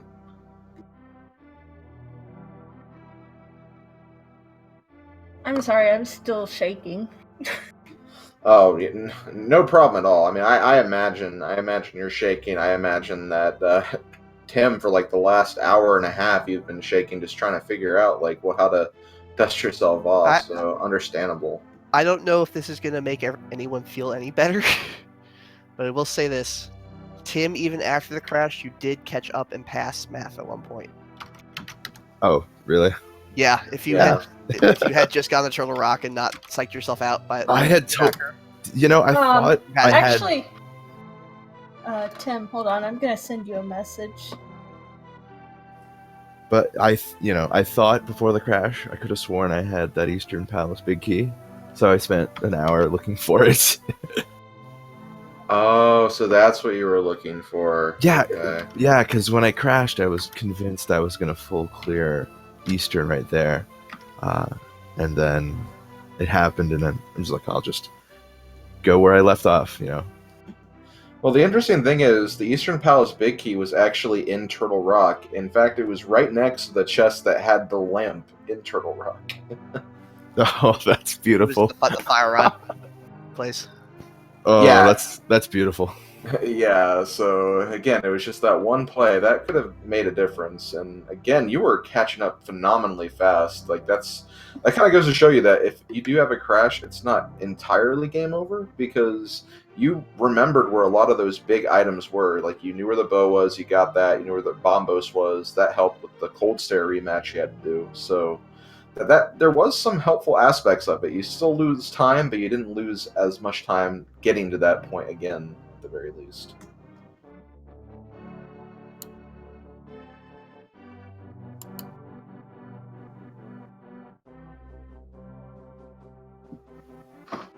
I give you both a lot of credit for sticking with it, though. I give you both a lot of credit for your excellent sportsmanship. I mean, it wouldn't be right to do anything else but offer a rematch.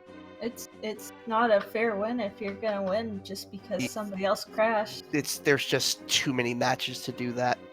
I know. That's pretty much what Willard said. Yeah, and I understand. If you want to, rematch outside of the tournament, I'd be more than happy to do a friendly. But I understand the tournament has to keep moving, so it's I'll take it and learn, and that's all I can really do. I'm so sorry. I really would have offered a. Like Willard said, if it had been earlier, they might have been able to. Just wish I'd known. even Willard in chat right now is saying grudge match win. Yeah, let me know if you want to do a friendly. I will absolutely watch it through if through nothing else through multi. Sure, I'm up for that. How about you, Tim? Sounds good to me. You're gonna kick my butt, but It's that math power, the binary computer power. so Don't do it now. I actually for once in the early game Cranston gave me some very good advice a long time ago, and I finally decided to listen to it and just trust the seed and trust where the breadcrumbs are leading you. Mm-hmm. Yeah, that really seemed to help in this seed a lot, because, it kind of pointed you out to different directions in certain points. That swamp being the first crystal that I believe both of you got, so... Well, I mean, I got Flipper. So here's the thing, I even told my chat, and I told Cranston in his chat, that I was gonna do the early swamp play, because, that if I didn't gamble, there was no way I was gonna win. Right, right. Because my execution just obviously isn't there. Oh, that's something that'll definitely improve with time. But yeah, that early swamp play gave you some nice mitts, so that definitely Yeah, and I was did worth it. something else. Oh, I went up to the mountain when it gave me the... Or, wait, where did I get flute? Because I remember I Flute was gonna... in the basement of Hyrule Castle. Oh yeah, because I just... For some reason, I forget why, I just was like, you know what, I'm just gonna, do Hyrule Castle. I think because I didn't have a sword, and it's like, who's gonna do Hyrule Castle without a sword? All right, I think there's another race about to start at 1 on a different channel. Oh, I'm and sorry. No, it's okay. We could keep going, but I am personally about to pass out. Oh, it's almost 1 o'clock here, but... Yep. I want to really, really thank both the runners, Math Girl 718 and TimLobo for putting on the show. I want to thank the Restreamer channel, Feasel for sticking with us, Willard J. Bradley for helping sort this out, Number Play for being just the best trooper in the world. 3 hours and 45 minutes of tracking, and it was always right. I'm so sorry, Number Play. I want to thank Slim Kirby for keeping me sane as 3.5 hours went and I started singing SpongeBob songs. Yeah, same to you. This was a lot of fun to just have someone with me on board and just seeing how this played out.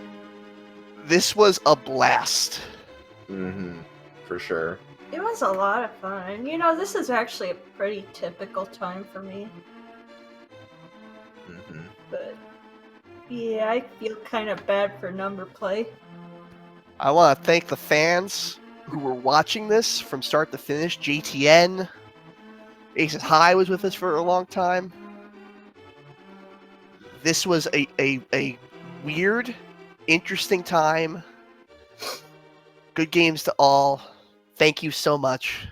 I'm gonna have to watch back the VOD, because I'm curious. Good night, everybody. I think I'm gonna head out. Good night. Good Again, night. coming up shortly on Speed Gaming 2, I believe, is Ivan and the guy facing Ivan. Stinger PA. Stinger PA. And that is actually on, according to this right now, Speed Gaming 1. Oh, it's not regular Speed Gaming? Cool. Okay. Yeah.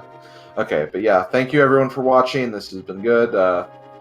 And yeah, we'll see you in the future for more Randomizer. Have a good night, everybody. And we'll talk to you later.